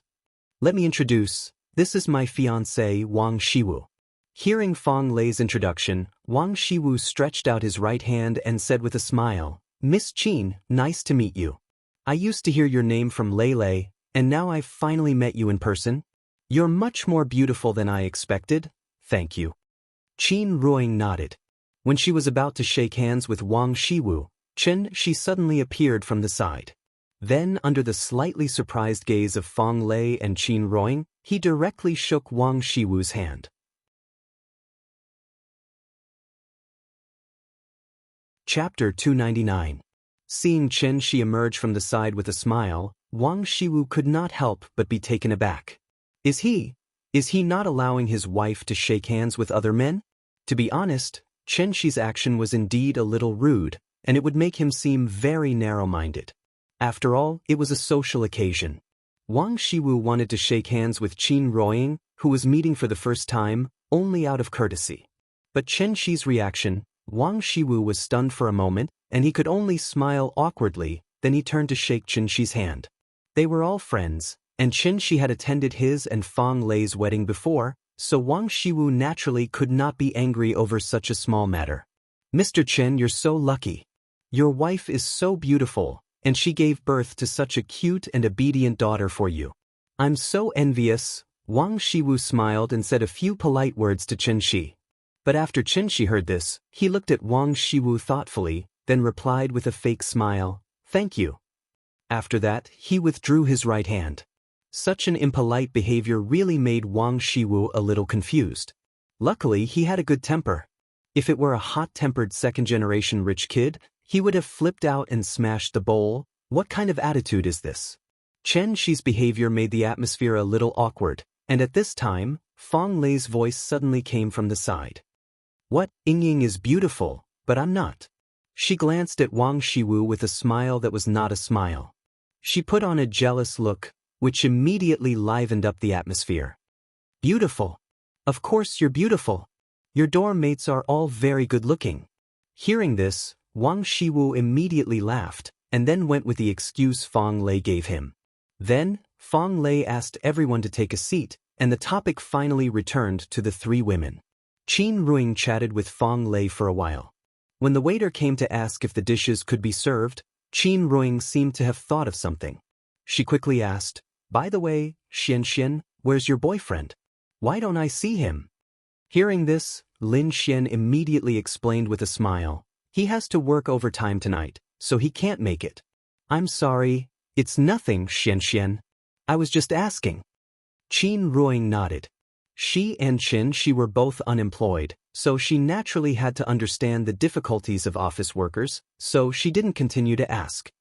"Where's Lulu? Didn't you call her? She said she would rush over as soon as she got off work. She should be here soon." Fang Lei looked down at the time on her phone and found that it was almost 6 o'clock in the evening, so she turned to look outside the door. Sure enough, not long after her voice fell, two figures walked in from outside the door. One of them was Wang Lu, and the other, it was Li Xiuwen, who came uninvited. The moment she saw Li Xiuwen appear, Lin Xian frowned a little unnaturally. Qin Ruing noticed the strangeness on Lin Xian's face, but she couldn't figure out the relationship between them, so she asked softly, "Is that Wang Lu's husband?" No, he is Wang Lu's boss. He can be considered as Lin Xian's suitor. He has been pursuing her for several years." Oh, hearing this, Qin Ruing nodded thoughtfully. She hadn't participated in such a social occasion for a long time. It felt so complicated. After Wang Lu and Li Xiuwen entered, they went straight to the second floor. Li Xiuwen's family and Fang Lei's family had some business dealings, so when Fang Lei got engaged, Li Xiuwen also received an invitation. In a sense, all these years, because of Wang Lu, Li Xiuwen and Fang Lei could be considered friends. Therefore, when Li Xiuwen came to the second floor, he went straight to Fang Lei and said to her with a smile, "I heard from Lulu that you're having dinner here today. Coincidentally, I don't have anything going on tonight, so I wanted to shamelessly come over and freeload a meal. You don't mind, right?" "Of course not, please sit anywhere." Then, Fang Lei pointed to the empty seat on the side. Li Xiuwen seemed to be very familiar with Wang Shiwu, so after greeting everyone with a smile, he sat directly next to Wang Shiwu. Lin Xian just so happened to be standing opposite him. Seeing this, Lin Xian's face suddenly turned cold. Without saying a word, she got up and sat next to Qin Ruing, then pulled Qin Ruing aside and whispered to her. As the host, Fang Lei saw everything clearly. Therefore, she could only sigh silently in her heart. It was a dormitory gathering. Why did it suddenly turn out like this? Fang Lei booked a Western-style long-table banquet tonight. The distance between each seat was very wide, so during the meal, there was a clear dividing line on the table. On one side was Qin Shi's family of 3 and Lin Xian. On the other side was Fang Lei and her husband, followed by Wang Lu and Li Xiuwen. Wang Lu tried to lead the topic to Lin Xian several times, but Lin Xian acted as if she did not hear at all.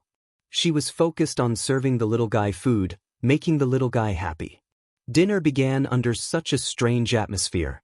Ever since Li Xiuwen appeared, Lin Xian did not speak loudly. Everyone could see that she was very unhappy tonight. Seeing Lin Xian's bad attitude, Li Xiuwen's patience seemed to have reached its limit. Therefore, after a quick dinner, he directly said goodbye. Wang Lu could not stop him. In the end, she could only send him off with Fang Lei. Li Xiuwen stood outside the entrance of the residence. He looked at the second floor where Lin Xian was with a complicated expression. Then, as if he had finally made a decision, he put away the smile on his face and turned to leave quickly. Looking at Li Xiuwen's back as he left, even Fang Lei could not help but scold Wang Lu. "Lu, what's wrong with you? Is this how you flatter people? You know that Xianxia doesn't like Li Xiuwen. Do you really think that Xianxia will be moved by your efforts to let Xianxia meet Li Xiuwen? Don't be stupid, okay? If you continue to interfere with Xianxia's feelings, we can't even be friends anymore." After saying that, Fang Lei went back to the residence angrily, leaving Wang Lu standing outside the door in a daze. It was a dormitory gathering, but she turned it into a failed blind date. The dinner ended in this extremely unpleasant atmosphere. Wang Lu drove back by herself. Lin Xian came by taxi, so Fang Lei offered to give Lin Xian a ride, but was rejected by Lin Xian. Qin Ruing held the little girl's hand and stood beside Xianxia. After watching Lin Xian get into the taxi and leave, she asked curiously, "What's wrong with you? I feel that you're a little weird tonight. Hearing that, Xianxia smiled and shook his head. He held her hand and said softly in her ear, I feel that something big is going to happen tonight. How about this? You bring Nian back first, I'll go check on the situation. I'll be back soon. Something big? Qin Ruing was stunned for a moment, then a worried expression appeared on her face. Seeing that, Xianxia smiled and touched her cheek. He comforted her gently, Don't worry, I'm here.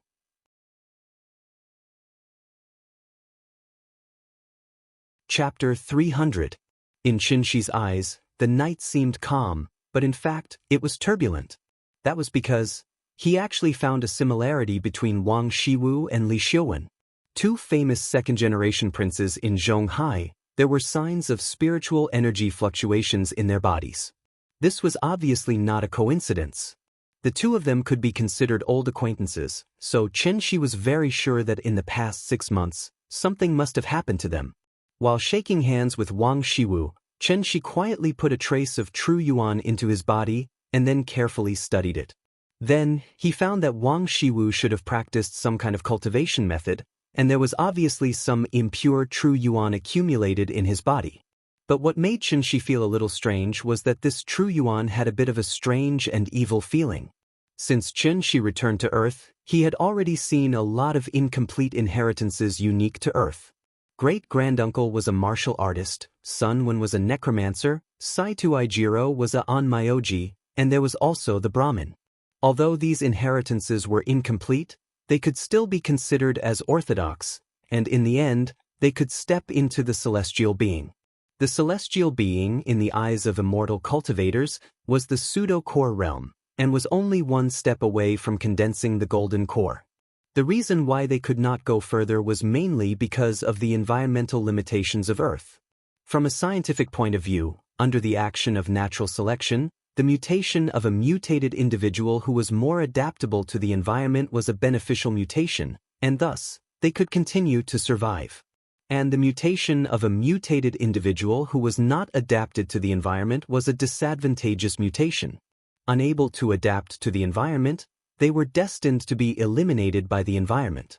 Therefore, no matter what kind of creature it was, in the end, it was inseparable from the 4 words, natural selection, survival of the fittest. In the case of being eliminated at any time, great-granduncle placed all his hopes on the illusory divine gate, and talented people like Sunwen tried to rely on their own efforts to continue to move forward.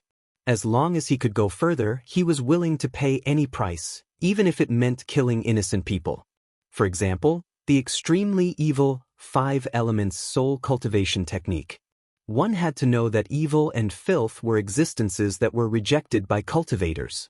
It wasn't that this kind of cultivation method couldn't be cultivated, but it was because this kind of cultivation method usually went against ethics and principles.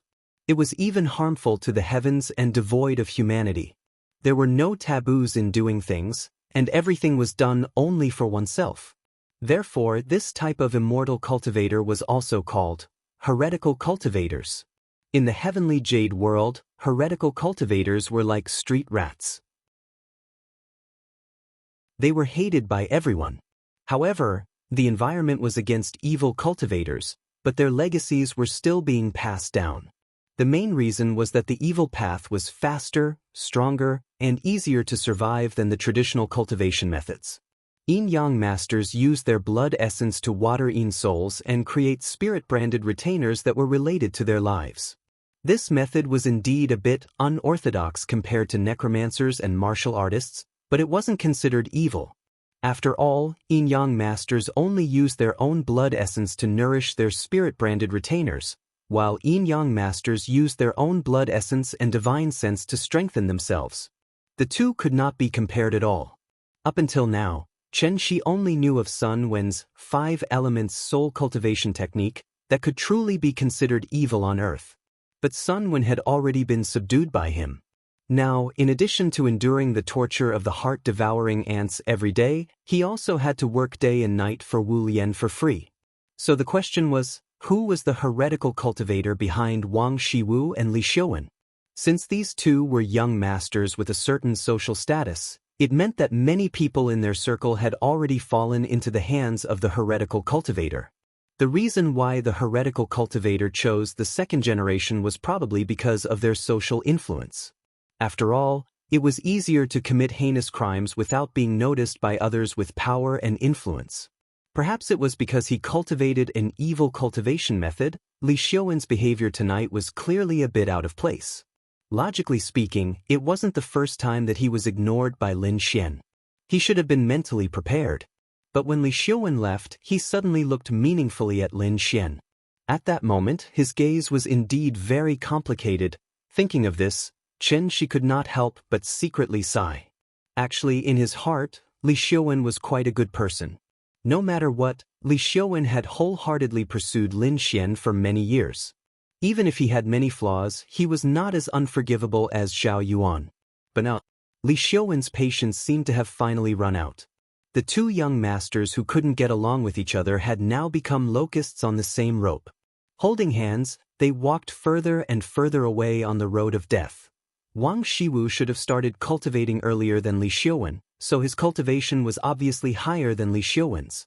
Therefore, after some consideration, Xianxia secretly left a restriction on Lin Xian's body and turned to leave with Wang Shiwu. Wang Shiwu and Fang Lei were not officially married yet, so they did not live together.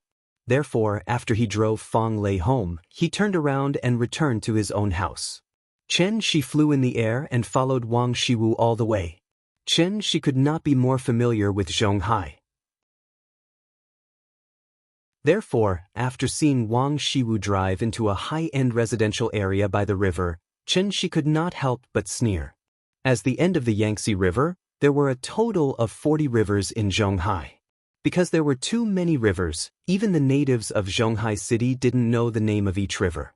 There was only one exception, and that was the inland river in front of Xianxia called Chai River. The name Chai River was widely spread among the older generation, and it could be said that there was no one who did not know of it.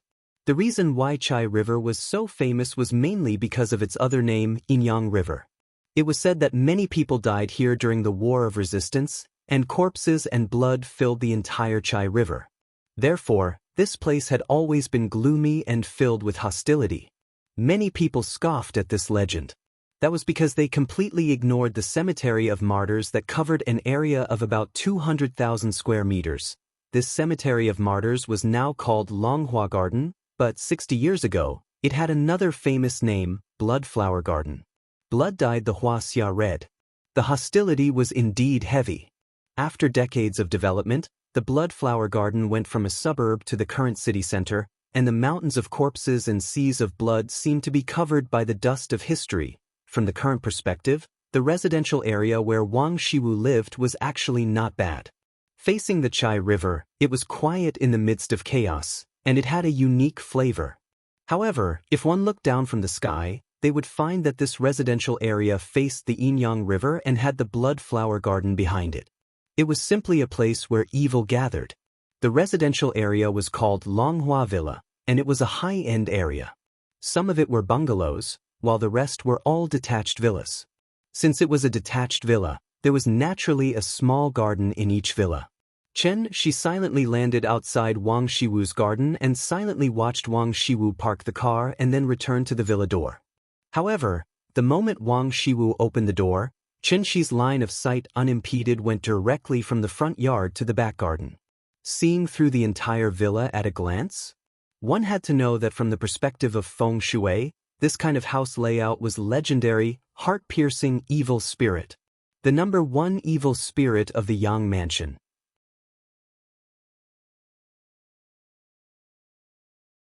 Chapter 301. The place where the living lived was called the Yang Residence, and the place where the dead lived was called the Yin Residence.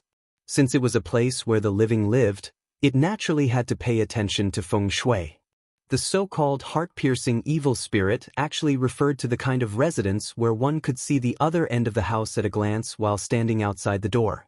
As one of the 10 great evil spirits of feng shui, heart-piercing evil spirit had been a taboo existence for the people of Wuxia since ancient times.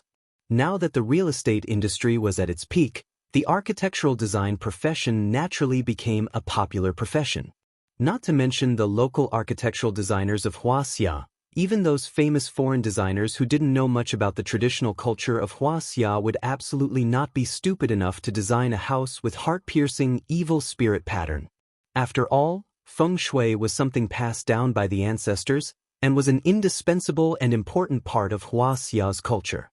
If the developer really wanted to sell a house with heart-piercing evil spirit pattern in Wuxia, it was estimated that before the official opening, the sales department would be filled with wreaths by some nosy old people, although there were many young people who didn't understand this, and some of them wanted to pursue something different, and wanted to knock down a wall in their own house and forcibly create a heart-piercing evil spirit pattern. Then the renovation company or workers with some experience should also kindly remind them, don't court death. Of course, the more auspicious the house, the better. Although living in a house with heart-piercing evil spirit didn't mean that one would be unlucky. But if they were really unlucky, who would they blame? They could only blame themselves for being too stubborn at that time. Longhua Courtyard faced the Yinyang River and backed by the Bloodflower Garden. This location itself was very bad, and if the heart-piercing evil spirit pattern was added, where was the Yang residence? It was clearly a place of great evil that even the dead didn't want to stay in. As the saying goes, a fall into the pit, a gain in your wit. These seemingly mysterious and superstitious cultural inheritances were actually like the lunar calendar. It was knowledge that the ancestors used thousands of years to accumulate. In Xianxia's view, feng shui was actually the simplest application of array. Why was the feng shui of Longhua Courtyard said that the feng shui was bad? Mainly because the spiritual energy of heaven and earth in this place was extremely sparse. The spiritual energy of heaven and earth was the foundation of all things, and this place was perfectly round, forming a sealed space. The heaven and earth spirit qi from the outside couldn't come in, and the yin and evil qi accumulated inside. If ordinary people stayed here for a long time, it was easy for them to get sick. This was the so-called yang deficiency in Chinese medicine. Xianxia took the opportunity to look at the few villas next to him and found that none of them had the same layout as Wang Shiwu's house.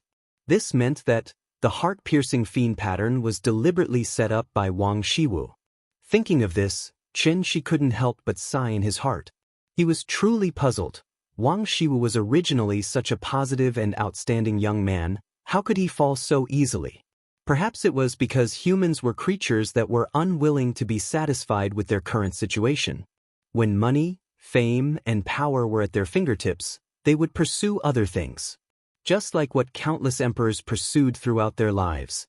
Enjoy immortal blessings forever, and live as long as the heavens. Xianxia used his true essence to conceal his figure, at the same time shielding himself from all sounds. Just like a ghost, he followed Wang Shiwu into the villa. The doors and windows of the villa were closed, and thick curtains were drawn all around. After Wang Shiwu entered the door, he only turned on the light at the entrance, so this huge villa looked a little gloomy and scary. Wang Shiwu put on his slippers and went straight to the second floor.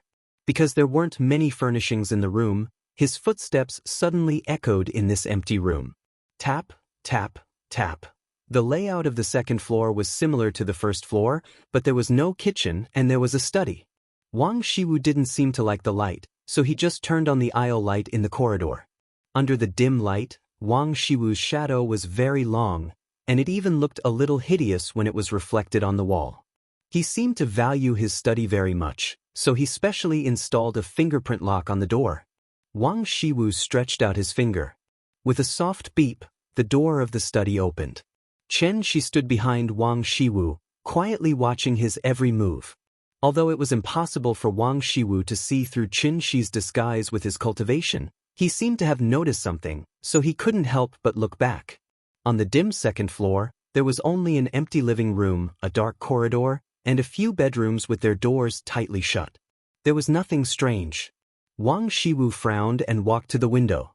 After checking that the doors and windows were closed, he came back to the study. He gently pushed the door open and entered. A cold wind suddenly blew out of the study. At the same time, there was a faint moldy smell in the room. It was similar to the smell when clothes were not dried in winter and were directly put into the wardrobe and opened in spring. It wasn't smelly, but it still made people feel a little uncomfortable. Wang Shiwu walked into the study. But he still didn't turn on the light, but walked to the bookshelf in the dark. Just like in a treasure hunting movie, Wang Shiwu actually set up a mechanism behind the bookshelf. He pressed the mechanism, and the bookshelf slowly opened like a curtain, revealing the hidden dark room behind it. This was a room about 20 to 30 square meters. In addition to the side where the bookshelf was located, there were shelves similar to bookshelves on the 3 walls of the dark room. However, there were not books on the shelves, but transparent glass jars one after another. These jars were the same as the jars used to soak white wine in restaurants, but what was soaked in them was not wine, but a newly formed fetus. Seeing such a strange and terrifying scene, Wang Shiwu's face didn't change at all, as if he was used to it. After walking into the dark room, he sat straight on the futon in the center of the dark room. Then, Wang Shiwu closed his eyes and prepared to start tonight's cultivation. Xianxia stood silently behind Wang Shiwu. Even facing the light, there was still no shadow behind him. It was like a ghost. And it was a ghost that came to claim his life in the night of the 7th reincarnation. Xianxia didn't know why he was so angry. After all, with his temperament, even if the sky fell, he shouldn't panic at all. But now, Xianxia was infuriated by the arrangement in front of her. If he was still immortal, his temples would probably be throbbing crazily at this moment. In addition to anger, there was more anger. It was too hateful. What was a fetus? To put it simply, it was a child that had already developed, but had not yet been born from the mother's belly. The fetus had not yet been born, so naturally it was not contaminated with the turbid air of the world, so it could also be regarded as the purest vitality condensed from the essence of the mother's body. Why would Wang Shiwu choose such an evil place that didn't even have the spiritual energy of heaven and earth as his cultivation place? Wasn't it because he didn't need to work hard to refine the spiritual energy of heaven and earth into vital essence? As long as he used this evil and bizarre technique, he would be able to extract the energy from one fetus after another. Just like pouring tea, he would be able to pour the energy directly into his dantian, thus saving him the time needed to refine the natural energy of heaven and earth.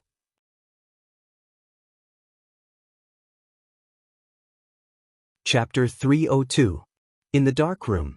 The glass jars were neatly arranged on the shelves, one after another, and there were at least 70 to 80 of them. In other words, at least 70 to 80 little lives had been ruthlessly taken away before they could even let out their first cry. Although the yuan qi in the fetus was pure, how old was the child? How much primordial qi could a young body contain? Therefore, although there were only 70 to 80 glass jars in the dark room, the number of innocent victims was definitely more than that. God knows how many lively and lovely children this bastard had killed.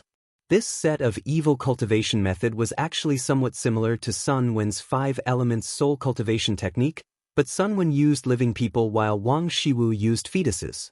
In Xianxia's view, even if these fetuses were bought by Wang Shiwu with money, it was an absolutely unforgivable sin. But, although he was angry, Xianxia did not immediately act out, but quietly wandered around the room.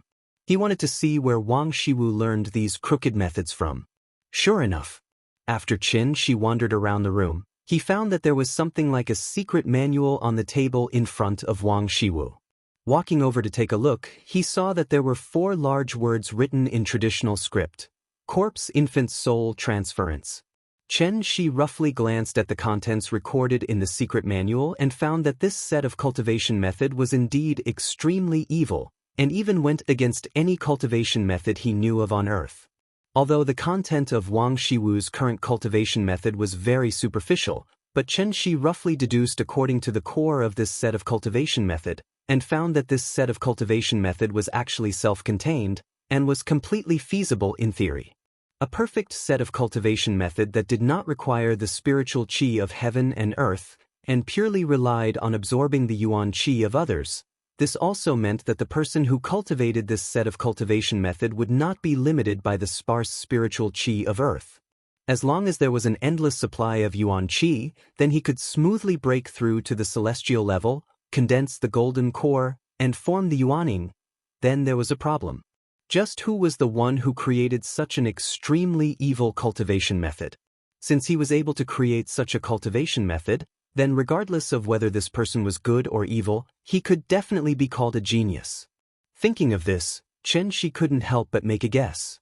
Could it be, was this person also from the heavenly gates? But after thinking about it carefully, Xianxia felt that this guess didn't seem to be too reliable. After all, he'd already fought by Hong's group.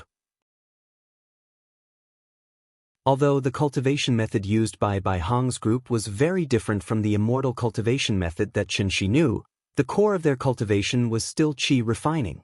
They still had to cultivate to be able to transform the spiritual energy of heaven and earth into their own use. This was the most traditional and also the most reliable way of cultivation. If they were to be compared to the factions of the characters in Wuxia dramas, White Rainbow's group could be called the righteous faction, and the person who created the evil cultivation method must be a big villain. It was impossible for the two to come together. Xianxia frowned and looked at the contents of the secret book. He then turned to look at Wang Shiwu, who was sitting on the futon and cultivating. At this time, Wang Shiwu seemed to have noticed the strangeness in the room, so he immediately opened his eyes. Xianxia. The moment he saw Xianxia's figure, Wang Shiwu's body trembled violently. Obviously, he was shocked by the sudden appearance of Xianxia. Xianxia, why are you here? Wang Shiwu stared with his eyes and mouth wide open, looking at Xianxia with a shocked expression. Probably because he was too shocked, there was even a blank expression on his face. This place was his biggest secret, but now it was unreservedly displayed in front of Xianxia. How could Wang Shiwu not panic? You followed me? Seeing that Xianxia didn't speak, a fierce light flashed across Wang Shiwu's face, and the temperament on his body suddenly became somewhat ferocious. Xianxia stood not far in front of Wang Shiwu, looking at him condescendingly. Wang Shiwu usually wore a pair of gold-rimmed glasses and a tailored suit. He looked completely like a refined and successful person. But now, Wang Shiwu suddenly tore off that layer of disguise and completely showed his true side in front of Xianxia. Xianxia didn't speak. Wang Shiwu looked around in bewilderment. When he was sure that there was only Xianxia here, his face suddenly showed a very strange smile. Very well, since you found out, then don't blame me for being ruthless. After that, Wang Shiwu suddenly jumped up from the futon and slammed his palm on Xianxia's chest. Wang Shiwu's speed was very fast. The moment he made his move, Wang Shiwu's arms suddenly became like the roots of a tree. His blood vessels protruded, and a layer of dark brown spots and wrinkles appeared on his skin. It looked very strange. Wang Shiwu was Feng Lei's fiancé, and Feng Lei was Qin Ruing's best friend. Logically speaking, he and Xianxia were actually very close. What a pity. Wang Shiwu rushed at Xianxia with a ferocious smile. Just as he was about to hit Xianxia finally made a move. He suddenly raised his right hand, and like the action of smashing a ball in table tennis, he slammed his palm down heavily. Slap. If Xianxia's hand was a table tennis racket, then Wang Shiwu's face was obviously a table tennis racket. Wang Shiwu was immediately sent flying with a solid slap on his face. Bang! With a huge muffled sound, Wang Shiwu's body hit the wall heavily, knocking over a lot of glass jars. The glass shards flew in all directions and fell to the ground with a series of pleasant sounds. Who the hell are you? Wang Shiwu covered his face and struggled to get up from the ground. When he looked at Xianxia again, his eyes were full of shock and disbelief. With his current cultivation, he was basically equivalent to a warrior in the profound mastery of gang state. Why didn't he have a chance to fight back in front of Xianxia? It was like a 3-year-old child fighting with an adult. His opponent could easily slap him until he couldn't find his bearings. How was this possible? Wang Shiwu stared at Xianxia in a daze. This friend, who was eating at the same table with him just now, had become so strange. Tell me, who taught you these things? Xianxia looked at Wang Shiwu expressionlessly. Under his gaze, Wang Shiwu suddenly felt like he was being pressed down by a mountain, so heavy that he almost couldn't breathe.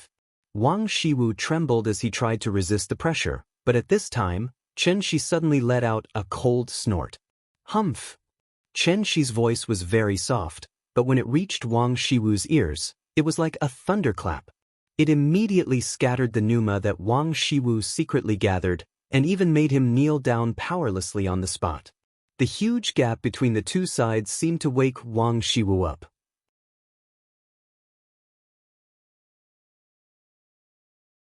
Chapter 303. A strange expression appeared on Xianxia's face as he looked at Wang Shiwu, who was kneeling on the ground and howling in agony. You turn the page faster than you turn hostile. Don't you think your actions are very low? Hearing this, Wang Shiwu could not help but be stunned. He hurriedly raised his head, as if wanting to explain something. However, at this moment, Xianxia continued, "Save you? Then tell me, how should I save you?" Xianxia looked at Wang Shiwu with a cold expression. He really wanted to hear what kind of story he would come up with. Accidentally entered an evil cult organization, and in the end, fell deeper and deeper, unable to escape. Now that he finally repents, I only ask that you give him a chance to turn over a new leaf? Isn't this plot a little too old-fashioned? Xianxia added scenes for Wang Shiwu in his heart, but Wang Shiwu did not seem to have the consciousness to become an actor. When he heard the sarcasm in Xianxia's tone, he begged bitterly, "With your abilities, your status in the Wu Lian must be quite high, right? Xianxia, with our relationship, even if you don't give face to the monk, give face to the Buddha, give face to Lei Lei, can you let me go today? I promise that as long as I can escape this disaster, I will repay you many times over in the future." After hearing Wang Shiwu's words, Xianxia did not know whether to laugh or cry. He originally thought that Wang Shiwu would come up with some story to deceive him, but he did not expect that Wang Shiwu did not realize what he was doing at all. The only reason he was begging for mercy was because he was afraid of being caught by the Wu Lian. From the looks of it, he should have joined of his own accord, and not been forced by someone. Since Wang Shiwu was so afraid of the Wu Lian, it meant that the Wu Lian should have started investigating them long ago. It was just that they did not find any evidence, so they did not do anything to them. Thinking of this, Xianxia nodded lightly, as if agreeing to Wang Shiwu's request. Seeing this, Wang Shiwu could not help but be overjoyed. He struggled to get up from the ground. But no matter how hard he tried, that mountain-like invisible pressure still pressed him firmly to the ground, and he couldn't stand up no matter what. "Don't worry, tell me what's going on first. Who taught you these things? Otherwise, I won't be able to answer to the higher-ups." Seeing that Xianxia didn't seem to be joking, Wang Shiwu hesitated for a moment, then clenched his teeth and said, "Fine. It's actually like this?" After that, Wang Shiwu briefly explained the reason why he learned this kind of evil cultivation method. About half a year ago, not long after his engagement with Feng Lei, Wang Shiwu joined an organization called the Xinli sect under the recommendation of a friend. The way this organization recruited members was very simple, and that was through one-on-one referrals.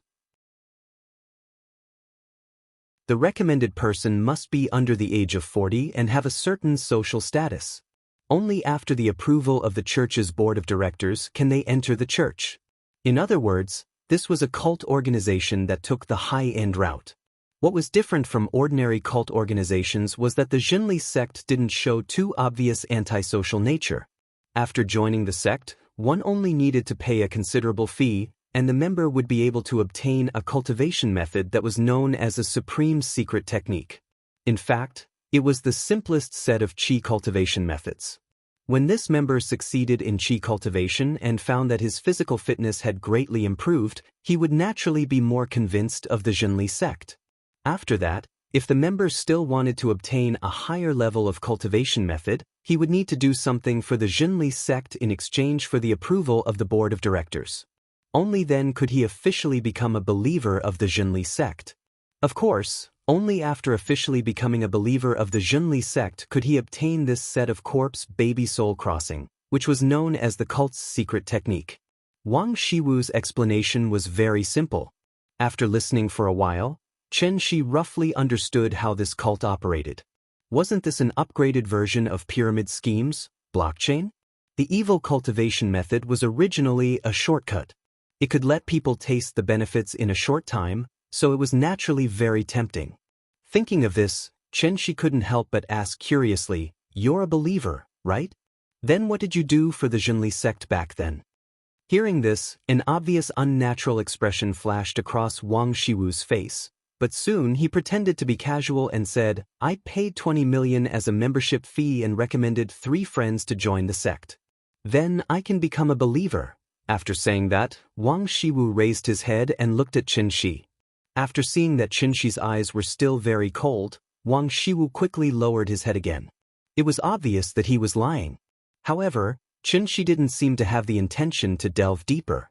Instead, he changed the question and asked, where is the headquarters of the Zhenli sect?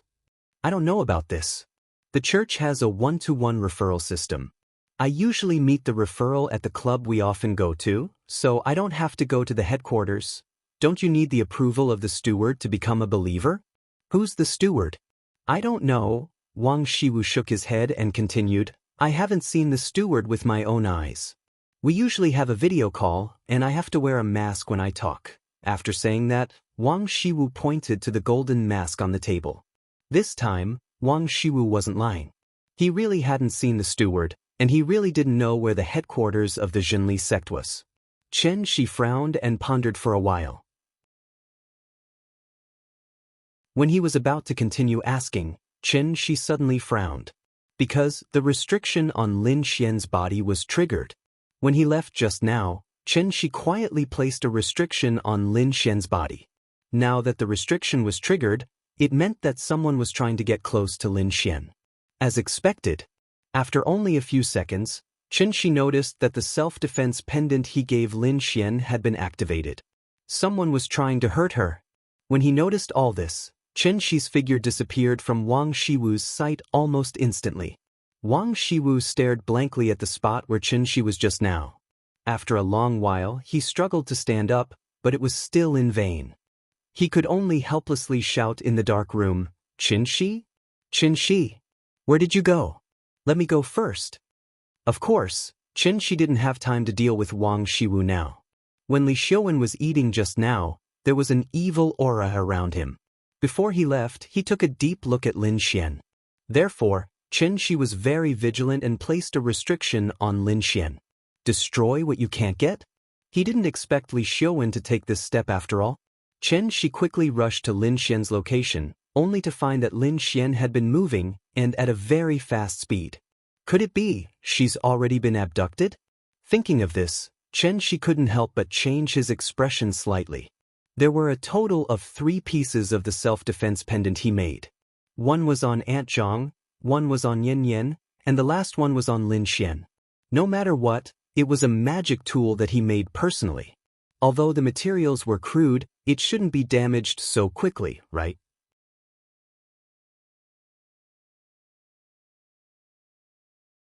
Chapter 304. Rewind time to half an hour ago. After Lin Xian left in a taxi, Li Xiaowen, who had left early, suddenly appeared out of nowhere and followed Lin Xian all the way back to her neighborhood. However, Li Xiaowen did not follow Lin Xian into the neighborhood.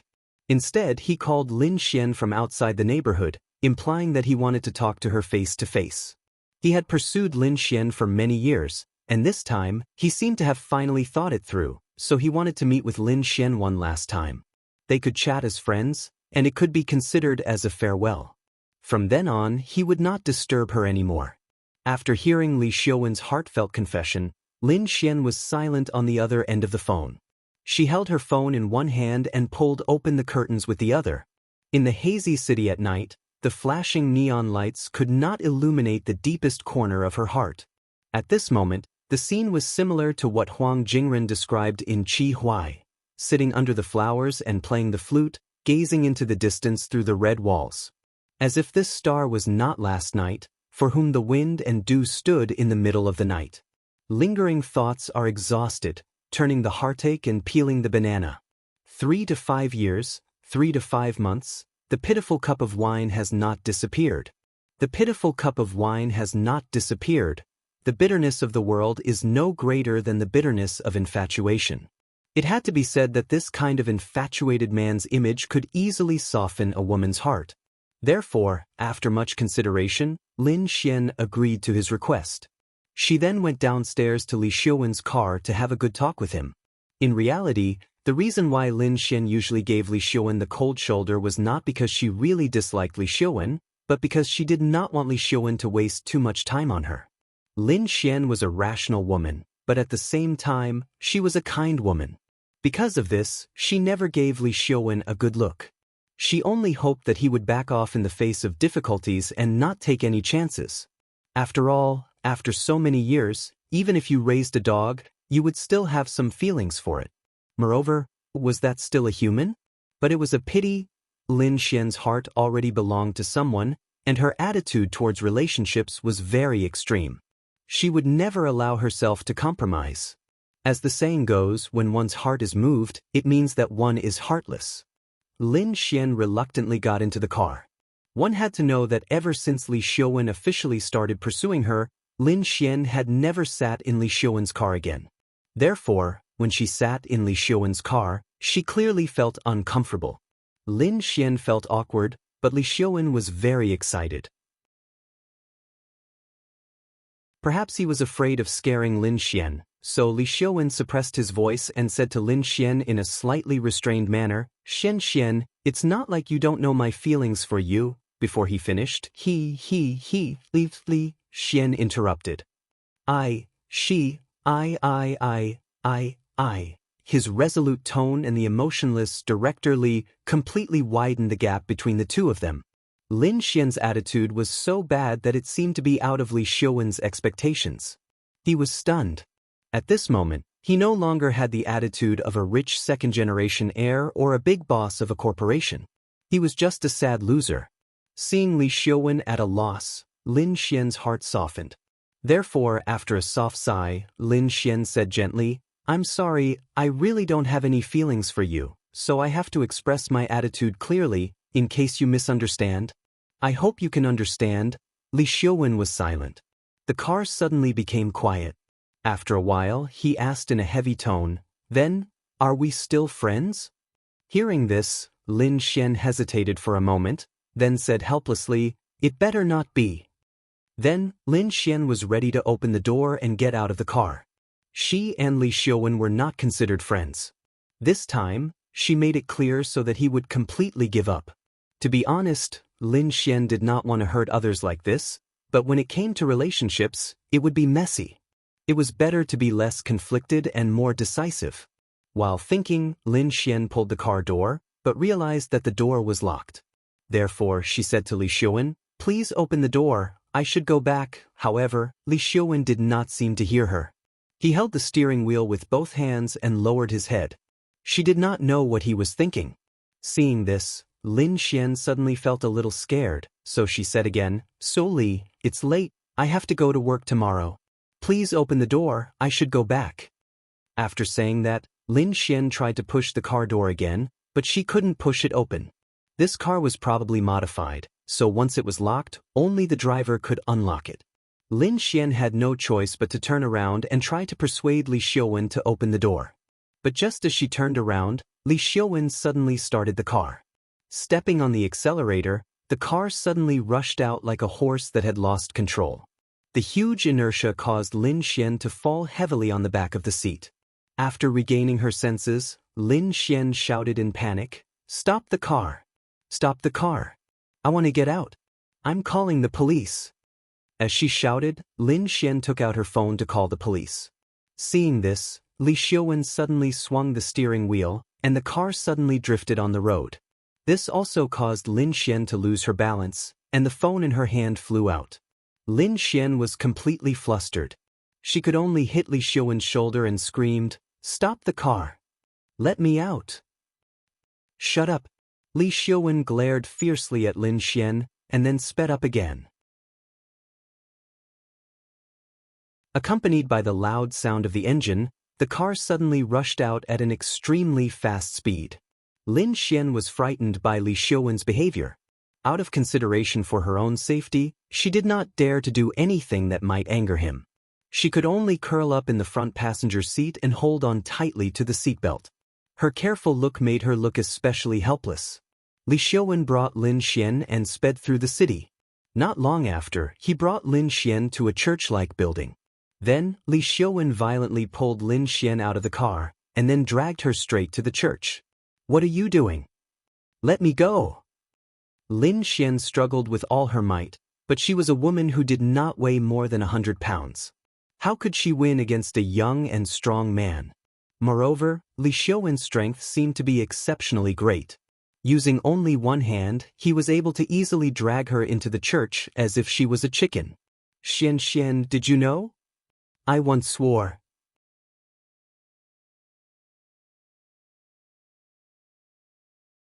Chapter 305. Let me go. Let me go. Save me. Help. Save me. Lin Xian screamed as she used her nails to scratch at Li Xiaowen's arm. However, Li Xiaowen's arm was like a steel plate, and no matter how hard Lin Xian tried, it was futile. At the same time, because she used too much strength, she broke a lot of her carefully trimmed nails, and her fingertips started to bleed. Lin Xian's screams were very loud, but Li Xiaowen did not care, and dragged her like a sack towards the church. The church's door was not locked, and Li Xiaowen gave it a push, and the door slowly opened. Then he dragged Lin Xian into the church. But the strange thing was, it was nighttime, but the church that should have been closed a long time ago was brightly lit. The lights shone on the colorful window decorations on both sides, silently giving off a solemn and dignified feeling. Then this solemn atmosphere was broken by Lin Xian's screams. There was no one in the large hall, and Li Xiaowen dragged Lin Xian on the red carpet in the middle, and the commotion they made seemed to have alerted the church staff. Following a series of light footsteps, a figure walked out from the depths of the church. That person was about 40 or 50 years old, dressed as a priest, and had a cross pendant around his neck. He looked like the priest in charge of this church. Lin Xian made a lot of noise, but the priest acted as if he did not hear it. After he appeared from the passage, he went straight to the altar in the middle of the church, and then calmly looked at the pair of young people in front of him. Li Xiaowen dragged Lin Xian to the altar, and finally let go of Lin Xian's arm. Perhaps because she struggled too hard, Lin Xian was now completely exhausted, and so she laid on the carpet on the spot.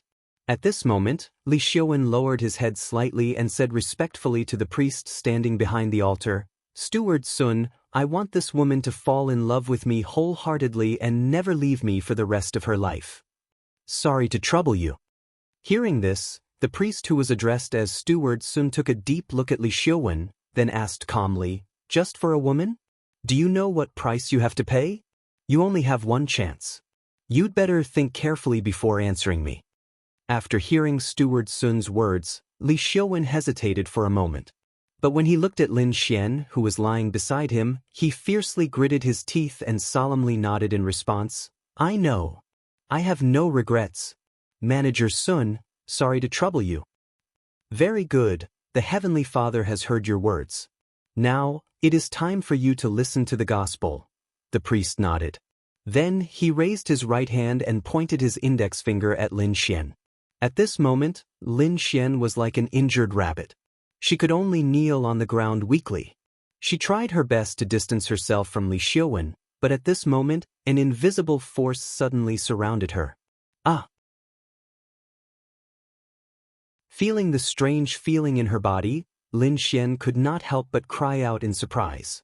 She wanted to struggle, but the invisible force tightened around her. It was like a cloth wrapped around a mummy. Layer after layer, it wrapped around her until she could not move. Just as Lin Xian was about to be crushed by this force until she could not breathe, the pendant in front of her chest suddenly exploded with an extremely dazzling light. Seeing this, Steward Sun could not help but look at her in astonishment. He softly muttered, "A magical weapon?" Like an eggshell, the light that exploded from the pendant instantly enveloped Lin Xian. Steward Sun carefully looked at the cover that was formed by the light. Suddenly, a look of disdain appeared on his face. A crude piece of work. As soon as he finished speaking, Steward Sun suddenly clenched his right hand tightly. An enormous force instantly surged from all directions and crazily squeezed the light cover.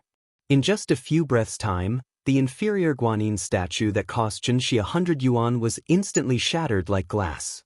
It was turned into fine powder by this force. With the protective magical weapon losing its effect, Lin Xian instantly became a fish on the chopping board. She could only wait to be slaughtered.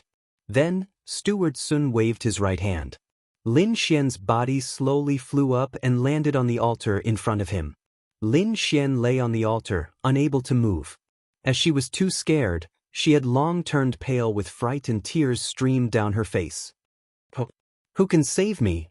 Lin Xian tried her best to cry for help, but her throat seemed to be blocked by something. She could only let out a desperate whimper. At this moment, Steward Sun looked at Li Xiaowen again. He then handed a golden dagger to him. Come here and drip your blood into the holy water pool. Then, let this woman drink the holy water. From today onwards, everything about her belongs to you, including her soul. Hearing this, Li Xiaowen immediately took the dagger. Then he followed Steward Sun's instructions and walked to the side of the holy water pool. He used the dagger to lightly cut his fingertip. When the sharp dagger cut his skin, Li Xiaowen instantly felt a piercing pain. The pain seemed to come from the depths of his soul. He could not help but let out a blood-curdling scream. However, despite the pain, Li Xiaowen did not forget Steward Sun's instructions. He hurriedly extended his finger above the holy water pool. A drop of dark red blood slid from his fingertip and fell directly into the pool below. Then, Li Xiaowen picked up the Holy Grail from the table beside him. He used the Holy Grail to scoop a cup of holy water mixed with his blood into the pool. Then he turned around and walked to Lin Xian. Although Lin Xian could not move, she heard their conversation clearly. So, when she saw Li Xiaowen walking to her side with the cup, Lin Xian instantly let out a series of emotional sobs. Bean-sized teardrops kept falling from the corners of her eyes.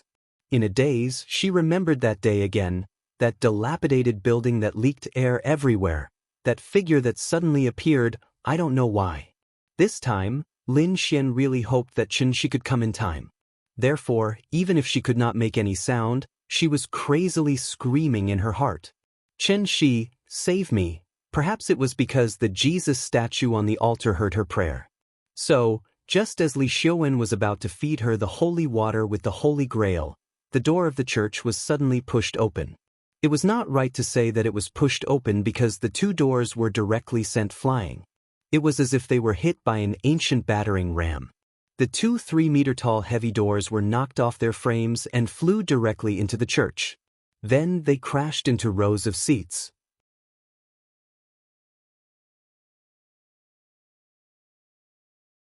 Chapter 306. Just as the church's door was blown away, Manager Sun frowned deeply. He actually did not notice that someone was approaching the church. How was this possible? It was obvious that the person was not an ordinary person. Out of the intention to test him, Manager Sun took a deep look at the person and said in a deep voice, "Do you know, where is this place?" Although he spoke softly, his voice was exceptionally loud and clear. It was as if the sound had been amplified by a high-powered surround sound system. When Steward Sun's voice reached the entrance of the church, the decibels grew louder and louder. It was like a thunderclap, instantly shattering the windows on both sides of the wall. A simple sentence, but it sounded like the legendary lion's roar technique. But what made Manager Sun feel strange was that although his voice was so loud, the person did not show any expression on his face. Instead, he calmly continued to walk towards the altar. Like a devout believer who came to the church every week, that person stepped on the red carpet and walked over, as if he did not care about Manager Sun at all. At this moment, Li Xiaowen, who was standing next to Lin Xian with the Holy Grail, also placed his attention on this strange intruder. But when he saw the person's face clearly, he could not help but exclaim, "Xianxia." That's right. This intruder who broke the church's door, wasn't that the Xianxia who had dinner with him just now? After hearing Li Xiaowen's voice, Xianxia finally stopped and stood about 5 meters away from the altar. He looked at Li Xiaowen with a meaningful gaze, then slowly said, "We are all friends, we could have had a good meal together, but why did you have to court death?" He said you all, not you. So, while these words were said to Li Xiaowen, they were also said to Wang Shiwu who was far away. Xianxia's words had a deep meaning, but Li Xiaowen did not understand at all, so he immediately asked, "What are you doing here?" Hearing this, Xianxia laughed as if he heard a joke. "What do you think?" Li Xiaowen stopped talking. After taking a deep look at Xianxia, he shifted his gaze to the empty door of the church. Obviously, Li Xiaowen also realized that Xianxia was not a normal person. Hence, Li Xiaowen immediately said to Steward Sun beside him, "Steward Sun, I did not bring this person here. He and I." However, before Li Xiaowen could finish his sentence, Steward Sun suddenly raised his arm and interrupted him. After that, Steward Sun walked out from behind the altar. He stood on the stairs and looked down at Xianxia. He asked coldly, "Do you know where this is?" After hearing Manager Sun's question, Xianxia smiled disdainfully and replied, "Look at your serious face. Is this some dragon's lair or tiger's den?" At this point, Xianxia deliberately paused and then asked with a smile, "If you didn't say it, I would have thought that this is a garbage collection center, and all kinds of garbage are stuffed in here. How dare you?" Seeing Xianxia's nonchalant expression, Steward Sun could not help but be furious. He scolded sternly, "Ignorant child, is my universal truth sect a place for you to be presumptuous?" After saying that, Steward Sun suddenly raised his right hand, and a ball of flame suddenly jumped out of his palm. After that, without seeing any action from Steward Sun, the ball of flame suddenly burned fiercely, and then turned into countless lifelike flame crows. They flapped their wings crazily and pounced toward Xianxia from all directions. Seeing this, a cold smile suddenly appeared on the corner of Xianxia's mouth. With a wave of his hand, an invisible force suddenly blew away all the fire crows like a hurricane. After seeing Xianxia's move, Steward Sun's expression changed slightly. He frowned and said, "Celestial? Are you scared?" Xianxia looked at Steward Sun with a mocking gaze. After that, he raised his index finger and said slowly, "I'll give you another chance to attack. Cherish it. I hope you can show me something different." Hearing this, Steward Sun could not help but fly into a rage. "How dare a mere celestial speak so arrogantly? If that's the case, then I'll show you today, what is a god?" As soon as he finished speaking, the black robe on Steward Sun's body suddenly fluttered, and a gloomy and cold aura immediately spread in the main hall. As Li Xiaowen was too close to Steward Sun, he instantly felt as if he had fallen into a 10,000-year-old ice cave. It was so cold that he almost could not breathe.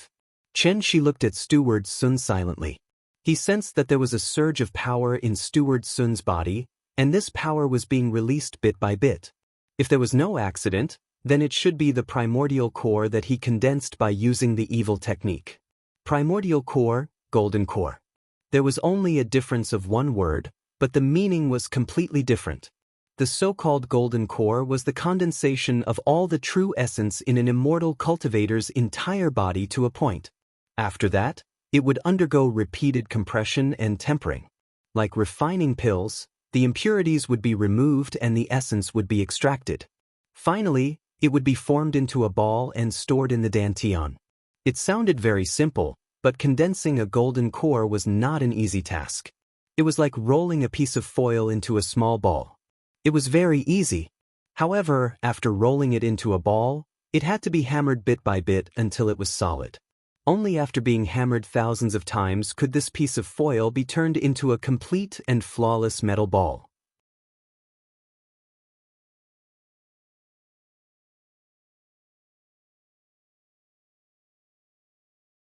Chapter 307. Although Steward Sun was dressed as a priest, an extremely evil aura suddenly surged out of his body in his rage. And this was obviously his true face. This Zhenli sect that used religious beliefs to recruit members was actually more like the heretical demons that often appeared in Wuxia dramas. As long as it was beneficial to them, they would do anything and everything. Therefore, when Steward Sun opened his arms and let out a long howl, his body suddenly emitted a lot of black fog, which looked very strange. After the black fog appeared from Steward Sun's body, it kept changing its shape. It was like thousands of ferocious human faces that were baring their fangs and brandishing their claws as they hovered in midair. What was even more frightening was that these human faces seemed to be alive as they kept letting out ear-piercing screams. In an instant, the originally solemn and sacred church had turned into an incomparably evil place of ghosts. The temperature in the air suddenly dropped, and a gloomy and cold feeling enveloped everyone present. Ghost. Perhaps it was because he had not been in the sect for long and had not come into contact with too many core secrets. Even Li Xiaowen was so frightened that he could not help but take a few steps back when he saw such a terrifying scene. In reality, weren't these ghostly shadows floating in the air the innocent lives that Steward Sun had harmed all these years because of his cultivation of evil techniques? Not only did he harm people's lives and steal their souls, but he also bound the souls of innocent people in his body as a means of attack. He did not even let the dead off. This kind of heinous and inhumane cruel behavior was probably only done by an evil cultivator. You're a celestial, right? It just so happens that my 1,000 ghosts devouring soul still lacks a ghost king. I'll leave this position to you. After a violent howl, Steward Sun's body shook violently. Immediately after, the thousands of ghostly shadows were like dark clouds that covered the sun as they suddenly pressed down on Xianxia. Sunluo Purgatory, 100 Ghosts Parade. Demons and monsters, 1,000 ghosts devouring soul. Faced with such a terrifying scene, Xianxia's mind suddenly thought of something else. When he had just met Ning Zhonghua had asked him to treat his old friend, Zhang Jiada. Didn't Zhang Jiada's youngest son, Zhang Hongyuan, specially cultivate an evil technique to torture his father? This evil technique, wasn't it of the same origin as the evil technique that Steward Sun was using now? As it turned out, the Zhenli sect had started to recruit believers long ago, but they were not as unscrupulous as they were now. The shadow was about to arrive, but Xianxia was still thinking about some unimportant questions, as if he did not take Steward Sun seriously at all. Manager Sun couldn't help but laugh coldly when he saw this, and then he crossed his arms and prepared to admire Xianxia's painful appearance when the myriad of ghosts devoured his heart. However, when these Yin spirits rushed in front of Xianxia, they were like vampires that had suddenly seen sunlight, suddenly letting out a sharp and ear-piercing howl. Immediately after, these ghosts were like the shadows before dawn, disappearing the moment they saw the sunlight. Soul-devouring 10,000 ghosts has lost its effect. Steward Sun's eyes widened as if he couldn't believe what was happening before his eyes. From the beginning to the end, Xianxia stood on the spot without moving. He didn't even lift his eyelids. However, the thousands of Yin spirits that he had painstakingly collected all these years melted like snow, and almost all of them disappeared in an instant, leaving only a few scattered souls hovering above the dome of the church. There wasn't even a splash, and everything returned to normal. What exactly happened? Steward Sun's mind was blank, and he was really stunned by what was happening before his eyes. Boring. Seeing Steward Sun's puzzled look, Xianxia couldn't help but shake his head slightly, and then he slowly walked toward the altar. The soul-devouring 10,000 ghosts was a soul attack, so it wasn't as gorgeous as ordinary spells, but its lethality wasn't inferior to sword techniques, spells, and so on. However, it was a pity that there was a huge limitation to divine spirit attacks. And that was level suppression. Unless Steward Sun's realm exceeded or was equal to Xianxia's, he would never be able to hurt Xianxia with a soul attack. Ants biting an elephant to death? It was obviously impossible. You have a realm, but you don't have the strength to match it. Do you know, you don't even have the right to make me draw my sword. As he spoke, Xianxia stretched out his index and middle fingers, and then, he formed a sword with his fingers and pointed in the air. A green sword gleam suddenly shot out, and it instantly hit Steward Sun's chest. Steward Sun stared at his chest in a daze, and his eyes were filled with disbelief. Xianxia originally wanted to test Steward Sun's cultivation, but he didn't expect him to be so weak. In terms of combat power, he reckoned that he was no match for Sunwen. After all, Sunwen's cultivation was accumulated through his own cultivation, bit by bit. How could it be compared to Steward Sun's unorthodox cultivation? Steward Sun was seriously injured, and the restriction that restrained Lin Xian immediately lost its effect. Therefore, after letting out a cry of surprise, Lin Xian suddenly sat up from the altar and threw herself directly into Xianxia's arms. Lin Xian lay on the altar. Although she couldn't move, she was conscious, so she saw everything that happened. She always felt that Xianxia wasn't an ordinary person, and this time, it was confirmed. However, this reality was far beyond her imagination. Lin Xian cried loudly in Xianxia's arms. That weeping pear blossom looked like a child who had been wronged outside and would only cry in front of her parents when she returned home. However, after crying for a while, Lin Xian lay in Xianxia's arms and murmured softly, "Xianxia, Xianxia, Xianxia." Hearing her mutter his name, Xianxia could only smile awkwardly. He then gently pushed her away and comforted her softly, "It's okay, I'm here. Don't be afraid." After Xianxia pushed Lin Xian away, she seemed to have sobered up a lot. Therefore, after looking deeply at Xianxia with her red eyes, she quickly lowered her head and said softly with a sobbing tone, "Thank you. You saved me again." The atmosphere between the two of them was rather ambiguous, and they simply treated Li Xiuwen and Steward Sun as if they didn't exist. Xianxia didn't kill Steward Sun directly because he wanted to keep him alive and use this opportunity to understand the Zhenli sect. However, Xianxia didn't expect that, even though Steward Sun was seriously injured, a fierce look flashed across his face before he collapsed. While Lin Xian was talking to Xianxia, Steward Sun mustered all his strength, took off the cross on his neck, and threw it at the statue of Jesus. The moment the bloody cross hit the statue of Jesus, a strong ray of light suddenly bloomed in the church. Something unexpected happened. Xianxia couldn't care so much anymore. He could only pull Lin Xian into his arms. Following that, he hugged Lin Xian with his left hand and made a grabbing motion in the air with his right hand. The godly sword Dharma power suddenly appeared in his hand. The reason why he was so vigilant was because there was suddenly a strong wave of true yuan in the church. The strength of the movement.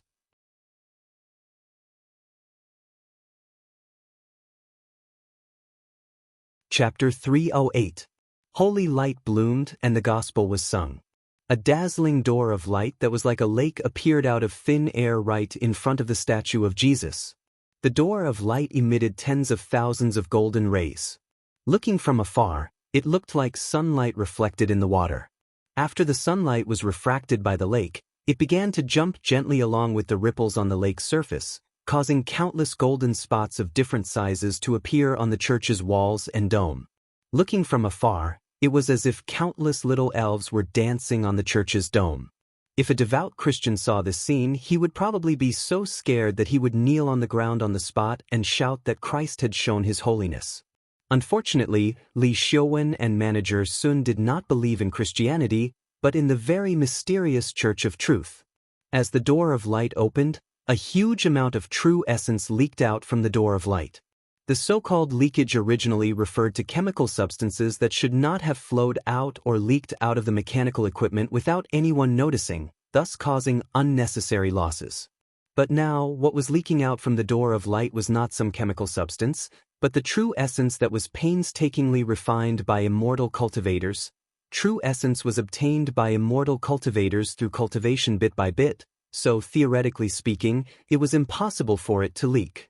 It was also because of this that once the true essence leaked out, there was basically only one reason, and that was, when immortal cultivators accidentally went berserk during cultivation, they would no longer be able to control the true essence in their body as they wished. For such a situation, there was a word that could vividly describe it, and that was incontinence. Xianxia shielded Lin Xian behind him, then carefully observed the movement in the door of light. Ever since the door of light appeared, an extremely fanatical expression appeared on Manager Sun's face. He was clearly seriously injured, but now he was as if nothing had happened. He knelt on the ground with a flushed face, raised his hands, and shouted loudly, "Father, show your holiness. Have mercy on us. Purify everything in this world that dares to disobey you." As soon as he finished this strange prayer, Manager Sun's face suddenly flushed red. He looked extremely like a religious fanatic who was drunk. However, just as Manager Sun was extremely excited, a red light suddenly shot out from the door of light, directly hitting Manager Sun's glabella. Then, as if he had been electrocuted, his whole body began to tremble violently, and he couldn't help but let out a painful howl. "Ah! It hurts!" The wailing stopped abruptly. After that, Steward Sun's appearance aged at a speed visible to the naked eye. His head of black hair looked as if it had been painted with spray paint, turning snow white in an instant.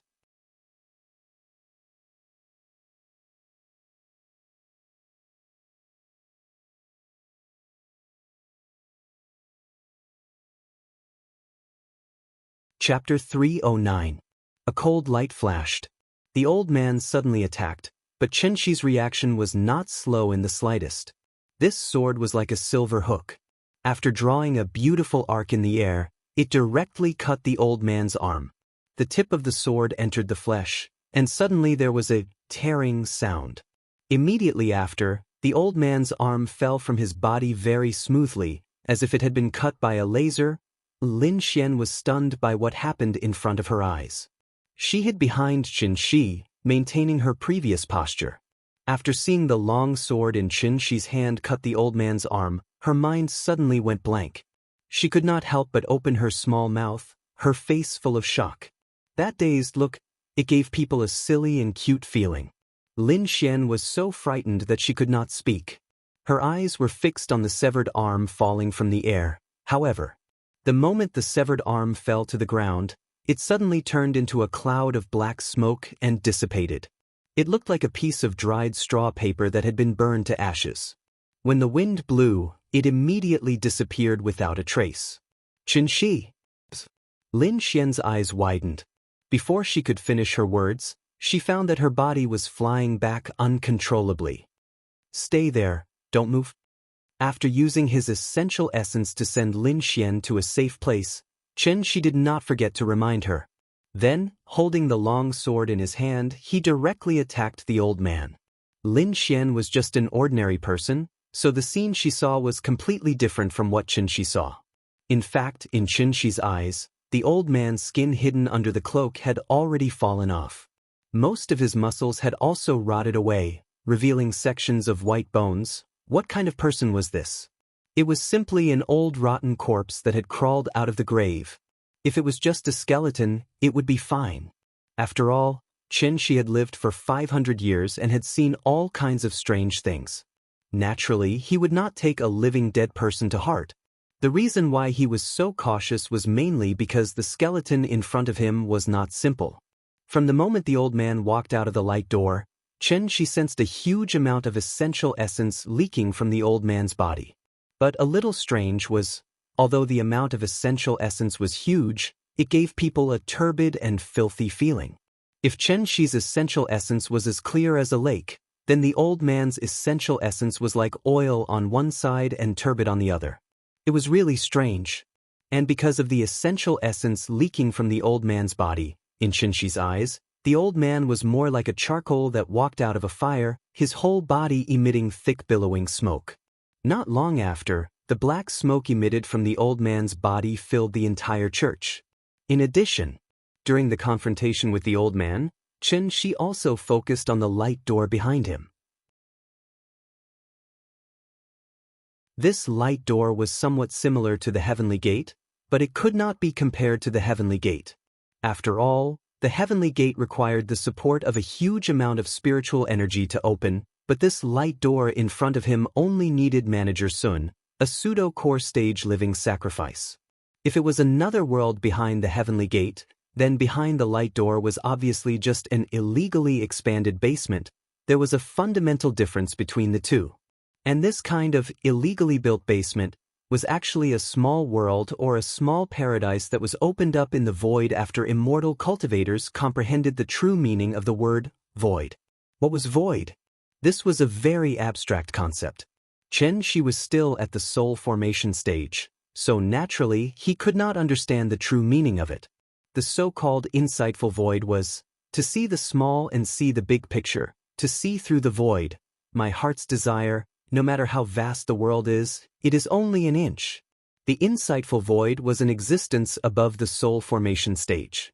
Even if it was not as unattainable as the immortal emperor, it was at least a supreme existence and could be considered to be at the top of the food chain. Therefore, the light door in front of him obviously could not have been opened up by this old man who had 1 foot in the grave. If Xianxia guessed correctly, this small paradise should be in existence similar to the Temple of Time, which was left behind by the ancient immortal cultivators before they left the earth. The old man was just a dove that took over the magpie's nest. If that was the case, then this ghastly old man in front of him, what kind of existence was he? Although Xianxia had a lot of questions in his mind, his hands did not stop moving at all. After cutting off the old man's arm, Xianxia immediately turned the sword and pointed it at the old man's chest. The godly sword Dharma idol drew a beautiful arc in the air. The sword light was cold and piercing to the bone. Like a meteor streaking across the sky, it drew a bright silver line in the pitch-black night. Then, the godly sword Dharma idol sank into the old man's chest and directly pierced through him. From the beginning to the end, the old man did not make any movements to fight back. Even when his arm was chopped off, he didn't make a sound. Seeing this, Xianxia could not help but raise his eyebrows as if he had realized something, so he immediately let go of the long sword in his hand and suddenly put his hands together in front of his chest, ready to make a gesture. However, just as Xianxia was making the gesture, the old man suddenly let out a burst of wild laughter. Immediately after, his body suddenly turned from solid to illusory, as if he had been snapped by Thanos. In an instant, he turned into thousands of powder and disappeared in front of Xianxia's eyes. Xianxia quickly looked up, only to see black smoke billowing above the church, like the sky before a shower, as if it would collapse at any time. At this time, the old man's voice suddenly sounded from all directions of the church. "Little kid, you're a bit interesting. Come on, let this old man weigh how much weight you have." As soon as the voice fell, the black smoke that was originally floating above the church slowly flowed.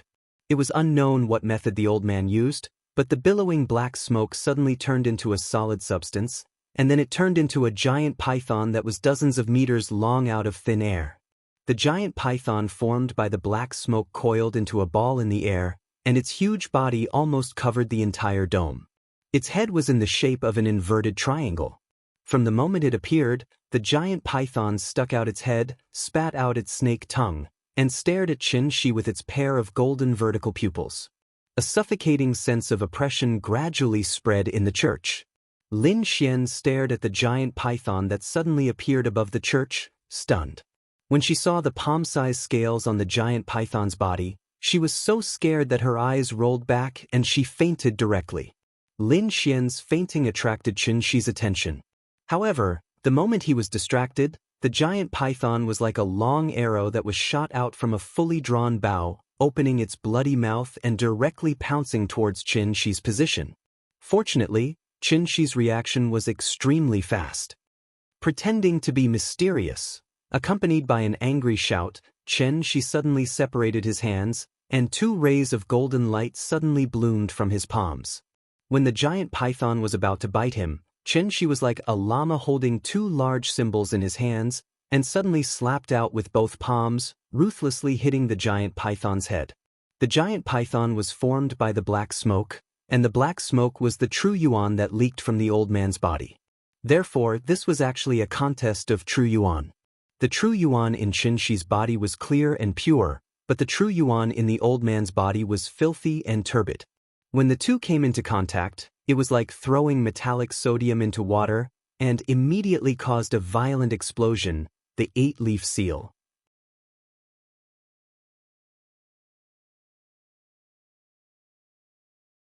Chapter 310. The old man in front of him was very strange. Even with Xianxia's experience, he did not know what kind of cultivation method the old man was cultivating.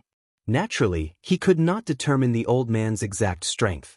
The only thing he could be sure of was, the old man had accumulated too much true origin in his body. It was so much that it was unbelievable. However, at the same time, because this huge amount of true origin was too turbid, the old man was unable to control the true origin in his body as he wished. Hence, after much consideration, Xianxia finally put down the long sword in his hand and decided to meet the giant python head-on. He wanted to use this to determine the old man's true strength. The great Vajrawheel seal was not the most lethal move among the 8-leaf seals, but it was the most powerful one. If one were to compare the Great Vajrawheel seal with the most lethal move, the Heaven-Flipping seal, it would be like the difference between a mace and a long sword. Hence, the moment Xianxia's palms landed on the giant python's head, the giant python was like a train that had crashed into a wall. Its huge body immediately froze in midair. At the same time, with Xianxia's position as the center of the circle, an invisible shockwave suddenly erupted. Wherever the shockwave went, the tables, chairs, doors, windows, and even the steel bars in the walls of the church were all reduced to dust. Dust flew everywhere, and smoke rose into the air. In the blink of an eye, the solemn church had been completely reduced to ruins. Just the shockwave from the collision alone was so powerful, one could only imagine how powerful this move was. The giant python let out a loud hiss. Then, its body suddenly cracked inch by inch as if it was made of glass and gradually fell apart. In the end, the giant python turned into a plume of black smoke and slowly dissipated in the sky above the church. However, although the giant python had disappeared, the black smoke that enveloped the church showed no signs of dissipating. Seeing this, Xianxia's face couldn't help but reveal a cold smile. After this head-on battle, he had more or less figured out the old man's strength. Hence, Xianxia lightly shook his wrist and reached out with his right hand. The divine sword avatar appeared in his hand again. At this moment, the old man's voice suddenly rang out from the black smoke. "Who are you?" He spoke very slowly, and there was even a hint of seriousness in his tone. It was obvious that he had finally realized that the young man before him was no saint. "You wouldn't know him even if I told you." Xianxia brandished the sword in his hand, then looked at the black smoke with a mocking expression and asked, "What's wrong? Are you afraid?" "How dare you?" The old man flew into a rage. His voice was like a thunderclap, echoing in the black smoke. "Ignorant brat, you don't know the immensity of heaven and earth. Do you know that even Divine General Tiandu wouldn't dare to be so impudent in front of this old man?" "Divine General?" Hearing this, Xianxia seemed to have heard a joke, and a faint smile appeared at the corner of his mouth. "I've already killed a few of them." After saying that, Xianxia suddenly flew up and the divine sword Dharma power in his hand suddenly exploded with a dazzling light. The reason why Xianxia chose to attack at this time was that he had thoroughly understood the old man's background.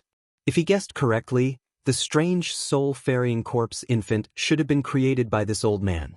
Perhaps it was because of the lack of inheritance, so when the old man relied on this evil technique to form a fake golden core, he had completely embarked on a path of no return. One had to admit that this old man was quite impressive. He didn't even have a real golden core, but he had already begun to explore the method of forming Yuanying. What to do if there was no path? Then he had to open up a new path.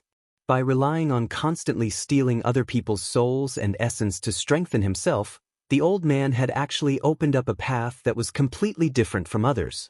If one followed the conventional path of cultivation, then after repeatedly refining the golden core until it was pure and ethereal, one could use this golden core as a foundation to form Yuanying. If the golden core was compared to a seed, then Yuanying was obviously the fruit of the seed after it sprouted and bloomed. Therefore, without a golden core, it was naturally impossible to form Yuanying. But in this world, there were always exceptions. Perhaps it was because of his rich imagination. When the old man realized that he couldn't break through to Yuanying, he thought of a method that Xianxia had never heard of before. That was, using his own physical body as a foundation, he could turn his entire being into something similar to Yuanying. One had to know that Yuanying was just a form of energy. Turning himself into a Yuanying, wouldn't he have to turn himself into a ghost? Half human, half ghost? And this was the real reason why Xianxia couldn't hurt the old man. After all, in this sky full of black smoke, every wisp, it was all his fault. He didn't even have a body, so naturally he wouldn't be hurt. Therefore, if Xianxia really wanted to kill the old man, he had to completely destroy this black smoke, not leaving a single wisp behind.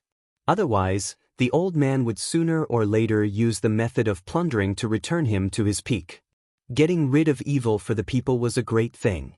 As an outstanding young man in the new era, Xianxia naturally killed every single one of these scourges he saw, as a way to accumulate good karma. Thus, after understanding the old man's background, Xianxia flew into the sky like a sharp sword. Then, he held the godly sword Dharma idol in his hand and waved it in the air.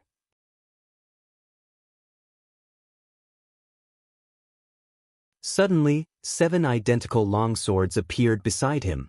Every single one of them was the same as the godly sword Dharma idol in his hand. Although the old man didn't know what Xianxia was going to do, he knew that it wasn't simple just by looking at his posture. Thus, before Xianxia launched his attack, the black smoke in the air surged violently. The black smoke gathered in one place, and in the blink of an eye, it actually turned back into a giant python with 3 heads. It coiled in the air and madly flicked its tongue at Xianxia. The 7 long swords hung in the air.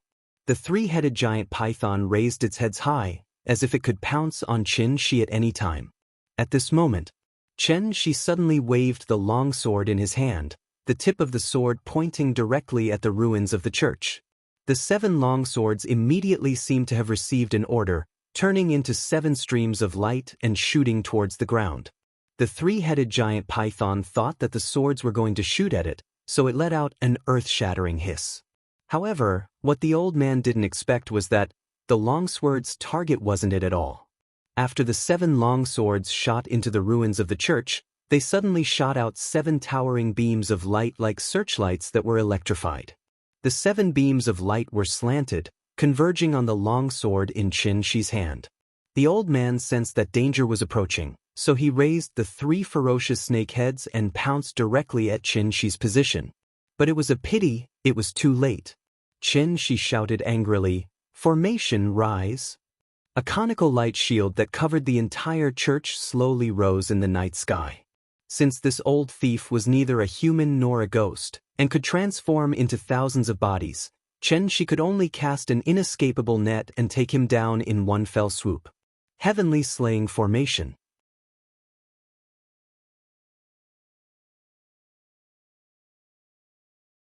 Chapter 3:11. The formation was complete. Under the dark night sky, the golden light shield was particularly eye-catching. Fortunately, this place was relatively remote and there were no high-rise buildings nearby. Otherwise, Xianxia would probably be able to see his great achievements on various short video apps tomorrow. The light shield was like an inescapable net, firmly trapping the 3-headed python that the old man had transformed into. The python continuously used its huge body to hit the light shield. However, the light shield seemed to be like a red-hot steel plate. As soon as the python's body touched the light shield, it immediately let out a soft, bang sound. Following that, its muscles and scales turned into a wisp of black smoke and dissipated. After a few fruitless attempts, the python could only coil in the air, raising its 3 heads and continuously sticking out its scarlet tongue at Xianxia. A trapped beast in a desperate situation. Even if it could not escape, its ferocious and terrifying appearance still made people feel fear from the bottom of their hearts. The old man was in danger, and Xianxia's situation was actually not much better than his. This old monster's battle strength was not very high, but his vitality was extremely tenacious. Because the old man had turned himself into a soul, he could split into thousands of bodies, and every wisp of black smoke was him. If Xianxia missed a wisp of black smoke, then the old man could use this wisp of black smoke to escape, and then continue to devour others. He believed that as long as his lifespan was not up, there would be a day when the vital essence in his body would accumulate to the point where it could not be contained and could only leak out from his body. Therefore, Xianxia decided to take the risk and use himself as the eye of the formation, multitasking 7 things at once, using the 7 divine swords to replace the formation door, thus trapping the old man in the net. This was actually a very risky action. It was like a python wanting to devour another python of similar size. Although the old man's realm was not as high as his, the vital essence in his body was more than Xianxia's. Once Xianxia swallowed the old man into his stomach, as long as the old man broke through the formation, then he would definitely suffer from the backlash. Therefore, Xianxia immediately activated the formation, and before the old man regained his senses, he had to end the battle quickly. He saw that a flame floated up. It blossomed from the void and cascaded down like a world-cleansing red lotus. Although the flame was small, when it fell on the three-headed giant python, it was like a spark falling on a gas station, instantly setting off a huge fire. The fire was as quick as lightning, spreading along the python's body. In the blink of an eye, the three-headed giant python was already on fire. It could only twist its body and madly roll and dance in the sea of fire. Then, the three-headed python turned into a cloud of smoke and dissipated in the sea of fire. The giant python had disappeared, but there was still a lot of black smoke gathered below. Thus, the flames continued to spread downwards. The flames swept over, and the black smoke couldn't retreat in time.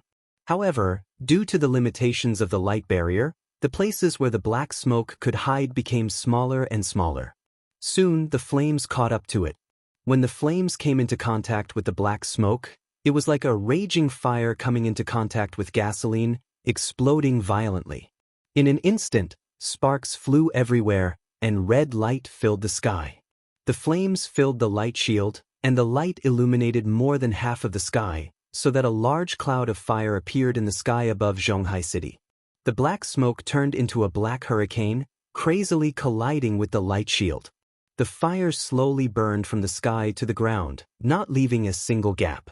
There was nowhere to run. No, the old man's desperate voice sounded in the light shield. When the raging fire filled the light shield, the remaining wisp of black smoke could only be completely swept away by the fire. Because this old man's life was too tenacious, Xianxia let the fire burn for a full 5 minutes before he finally dispersed his qi and let everything return to normal. After the fire, the church had long been reduced to nothing. In the burnt ruins, Lin Xian lay on the ground, safe and sound. Xianxia came to Lin Xian's side, and just as he was thinking about whether to wake her up, a wisp of black smoke quietly emerged from the crack in the ground. Because the wisp of black smoke was too weak, even Xianxia didn't notice it. Until this wisp of black smoke floated in front of Li Xiuwen and directly went into his nostrils. Only then did Xianxia finally notice the difference in Li Xiuwen's body. Perhaps because his mental state was better than Lin Xian, Li Xiuwen was paralyzed on the ground and saw the entire process of the battle between the old man and Xianxia. He stared blankly at Xianxia, his eyes were empty, as if he had lost his soul, and his mind was blank. Li Xiuwen was in a daze. Until the wisp of black smoke went into his nostrils, Li Xiuwen smelled something foul and couldn't help but sniff. This sniff was terrible. Li Xiuwen felt dizzy on the spot. Immediately after, there was a sharp pain in his head. That pain seemed to come from the depths of his soul, and he couldn't help but cry out in pain. Xianxia turned his head to look, and saw Li Xiuwen rolling on the ground in pain. "It hurts? Xianxia, save me!" Li Xiuwen's voice was hoarse, and he let out a barely discernible cry for help. Seeing this, Xianxia shook his head slightly, as if he didn't see anything, and calmly retracted his gaze. The evils we bring upon ourselves are the hardest to bear. With that, Xianxia used his inner yuan to lift Lin Xian, and flew straight into the pitch-black night sky with her. From the perspective of an immortal cultivator, even if the physical body died, the soul would still be there. As long as the soul didn't disappear, it wasn't considered a true death. Especially after an immortal cultivator condensed yuanying, even if the physical body was damaged and various functions died, they could still let the yuanying out of the body, and thus maintain the state of the soul. Yuanying contained the essence of an immortal cultivator, and other than the cultivation, it also contained the immortal cultivator's 3 spiritual and 7 physical souls. Thus, as long as the yuanying didn't disappear, then theoretically speaking, an immortal cultivator wouldn't die. But unfortunately, yuanying couldn't be separated from the physical body for too long. The heavenly Tao was orderly, and this was the law of heaven and earth that an immortal cultivator couldn't violate. Once the yuanying left the body, as long as it didn't return to the body after a certain time limit, then no matter how powerful the immortal cultivator was, he would silently perish under the influence of the heavenly Tao, without leaving a trace. Because of this restriction, even though the old man was half human and half ghost, he still didn't abandon his rotting physical body. Thus, If the physical body died unexpectedly, then the immortal cultivator had to find a new body before the Yuanying disappeared. This was also known as possession. Possessing another person's body to maintain one's own life. Fortunately, this kind of behavior would be restricted by the heavenly Tao.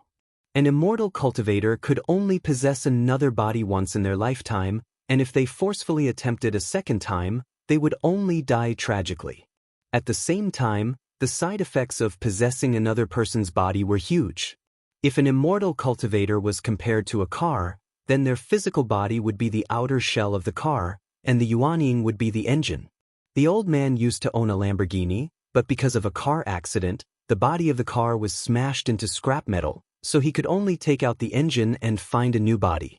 If he could find a Lamborghini of the same model and install his engine, then he would naturally be able to unleash 100% of its power. But the problem was, everyone was a Lamborghini, so why would he let someone else possess his body? If he couldn't find a Lamborghini of the same model, for example, if he installed the Lamborghini's engine on a Wuling Hongguang, even if the car could run, it would definitely not be able to unleash its original power. It might even cause irreversible damage to the engine because the various parts didn't match. Thus, unless they were at the end of their rope, immortal cultivators wouldn't choose to possess another person's body.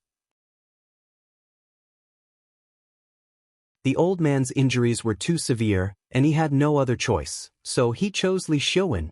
If it was in the past, Xianxia would definitely save Li Xiuwen for old time's sake. But his actions today had angered Xianxia, so naturally, Xianxia couldn't help him. Possession was a life and death game in itself. The strong would live, and the weak would die. The old man was only left with a remnant soul, and Li Xiuwen wasn't an ordinary person without any cultivation. Since they were on par, then let them fight it out. Anyway, no matter who survived in the end, that body wouldn't be able to hold on for long.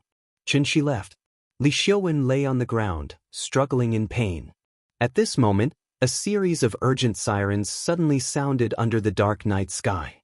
More than 10 A6 cars surrounded the ruins of the church.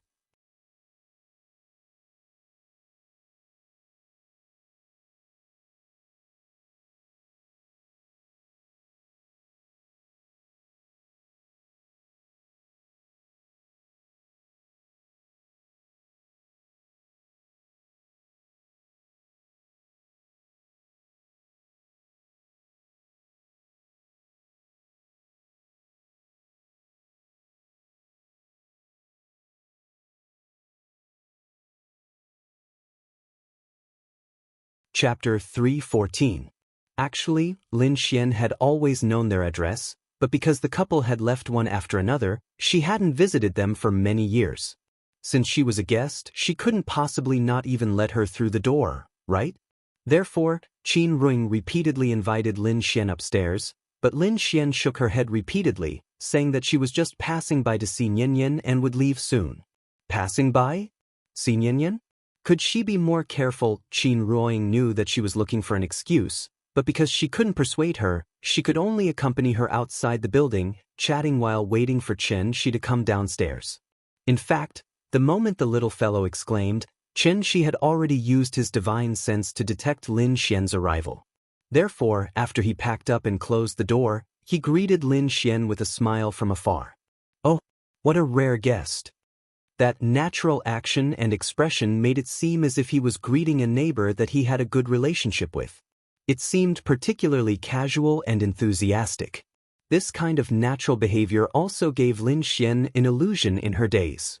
The current him and the him last night, were they really the same person?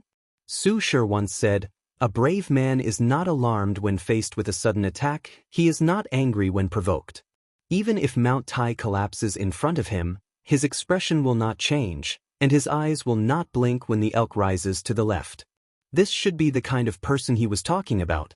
Lin Xian stared blankly at Xianxia until Qin Ruing patted her in puzzlement, and she finally came back to her senses. "Xianxia, it's rare for you to come, why don't you go to the park with us today, and play with Nian while you're at it?"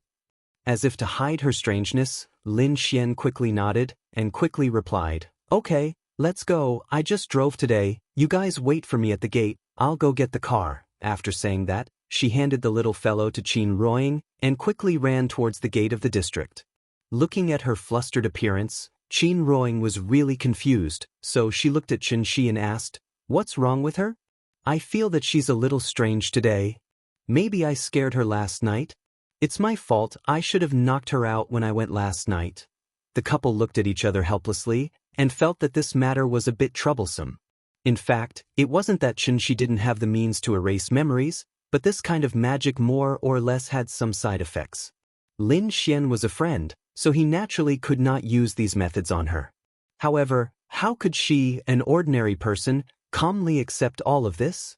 If she hadn't been so agitated last night, how could she have done such a series of abnormal actions today? What a headache! Because of the little fellow's presence, the adults tacitly put this matter aside for the time being. After that, Lin Xian drove Xianxia's family to the mall to buy a pink children's bicycle, and then took them to a nearby park. Maybe because the park was too down-to-earth, there was no romantic atmosphere at all, which led to many young people not choosing to come to the park when they were dating. Therefore, this park was either full of uncles and aunties drinking tea and playing cards, or parents bringing their children out to play. As for those young couples in love, they didn't see a single pair. The children's bicycle had 2 balance wheels attached to the rear wheel, so Xianxia didn't need to teach it. The little thing kicked its legs and started to move. Who knew where the little fellow got so much energy today? As soon as it got on the bicycle, it ran away without a trace.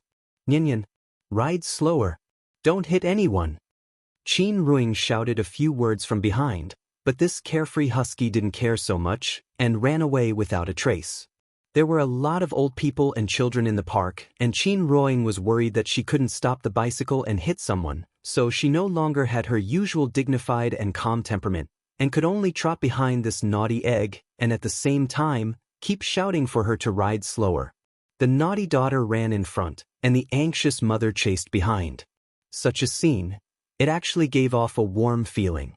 Nyan is getting more and more lively now. Looking at Qin Ruoying's anxious appearance, Lin Xian couldn't help but sigh with emotion. However, after Xianxia finished listening to her words, she smiled and said something that didn't make sense. "I'm not going to waste my time. Didn't we have a song when we were young that went viral all over the country?" "Huh? What song?" Lin Xian was stunned for a moment, obviously confused by his sudden question. "Only a mother is good in the world. A child with a mother is like a treasure. Into a mother's embrace, where can you find happiness?" Perhaps because she was too easily amused, when she heard Xianxia recite these few lines of lyrics, Lin Xian couldn't help but burst out laughing. But then, she smiled and shook her head, as if sighing with emotion, and couldn't help but sigh softly. "Yes, a child with a mother is like a treasure. Ying is back. It's great." "Yes, it's great." Xianxia smiled and nodded, and then stopped talking. The two silently looked at the mother and daughter who were circling back not far away, and for a moment, it seemed that they didn't want to talk. After a while, Lin Xian seemed to have thought of something, and suddenly turned to look at Xianxia, and asked with a smile, "Oh, right? Last night? I wasn't dreaming, right?" Hearing this, Xianxia didn't want to hide, so he nodded lightly and gave an affirmative answer. Oh. After hearing Xianxia's affirmative answer, Lin Xian suddenly fell silent.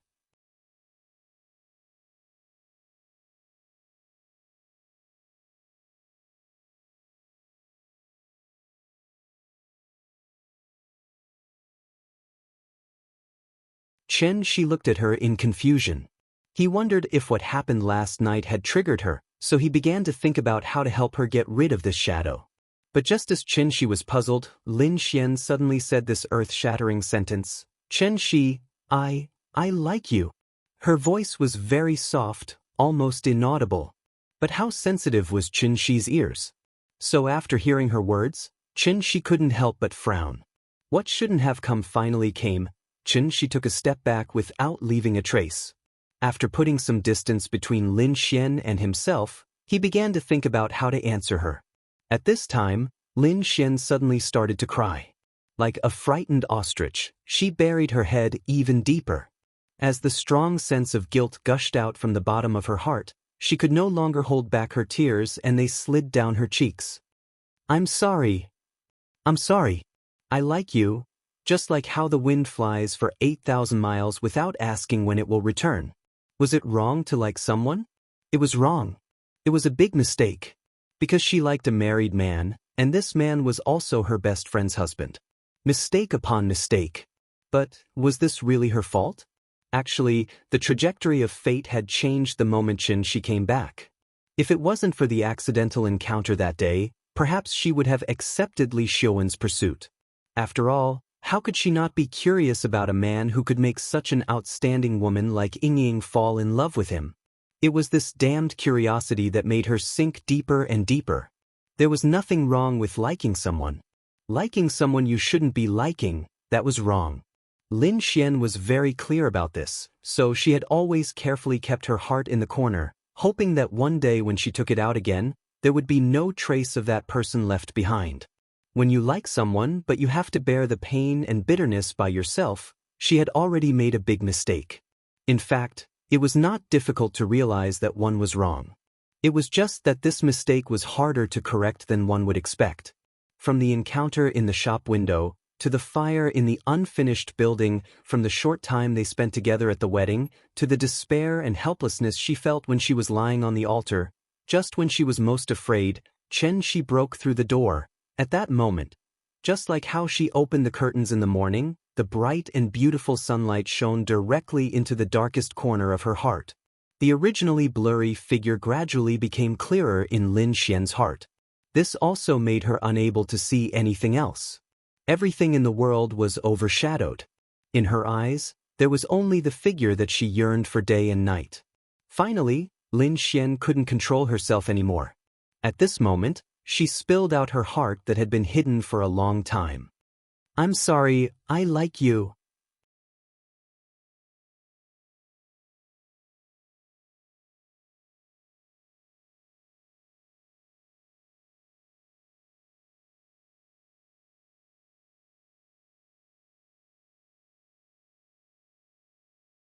For the sake of Lin Xian's safety, Xianxia simply handed this important task to Qin Shuai.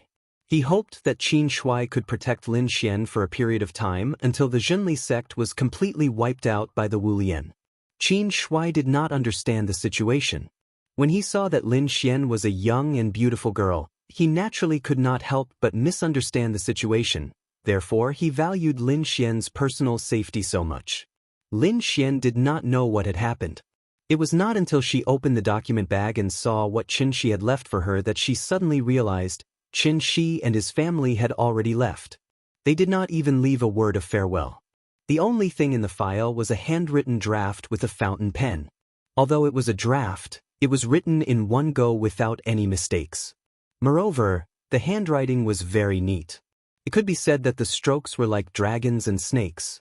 Lin Xian looked at the contents of the draft and realized that this should be the cultivation method that Xianxia had mentioned before. There were 2 parts in total.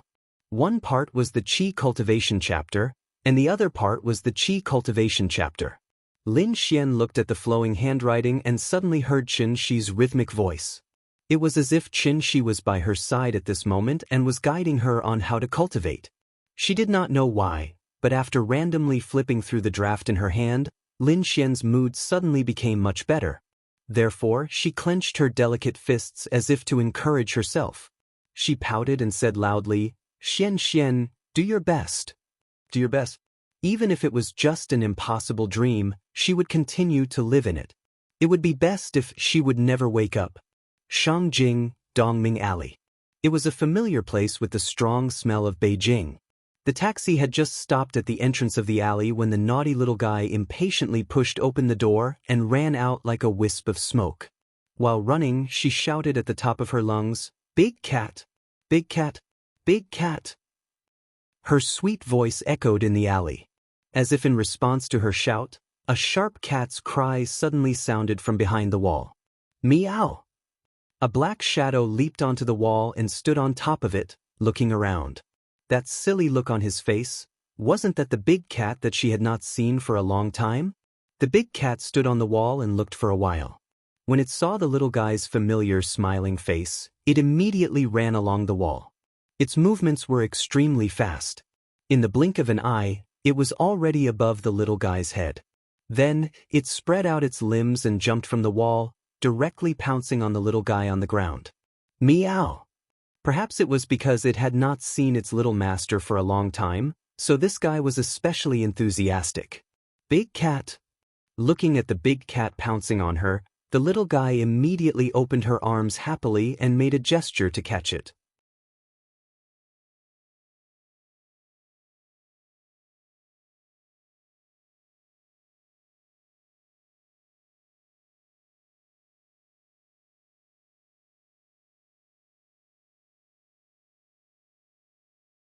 The sudden turn of events stunned everyone.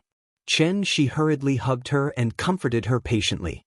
However, the little thing was crying while reaching out her hands to Xianxia. Mama, Mama, no matter how naughty and mischievous a child was, she was still just a child. When her peers were ostracizing her and mocking her, how strong did this child have to be to silently bear all this? Mama, Mama, the little thing lay on Xianxia's shoulder and cried heartbreakingly. Mother and daughter were connected by heart. When Xianxia saw her sad look, she suddenly felt touched and couldn't help but cry. She quickly hugged the little thing even tighter. Nyan, don't cry, don't cry. Mother is here, don't cry, don't cry. A child's mood was like the weather in June, it could change at any time. Xianxia never thought that his casual question would touch on this little thing's sad matter. However, these sad things had happened a long time ago. So after Xianxia gently comforted her for a while, the little thing slowly stopped crying. Xianxia stood by the side and didn't say anything. Seeing that the little fellow's emotions were gradually calming down, he let out a heavy sigh of relief. His daughter was already 5 years old, and as a father, it was his first time preparing a birthday present for his daughter. It had been 5 years. When he thought of this, there was only one thought left in Xianxia's mind. I love you, so I want to give the whole world to you. And this was the deepest and most profound feeling he had for Nyan. People called it.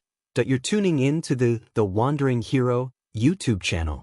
Don't forget to subscribe and join us on this journey to catch the most captivating stories.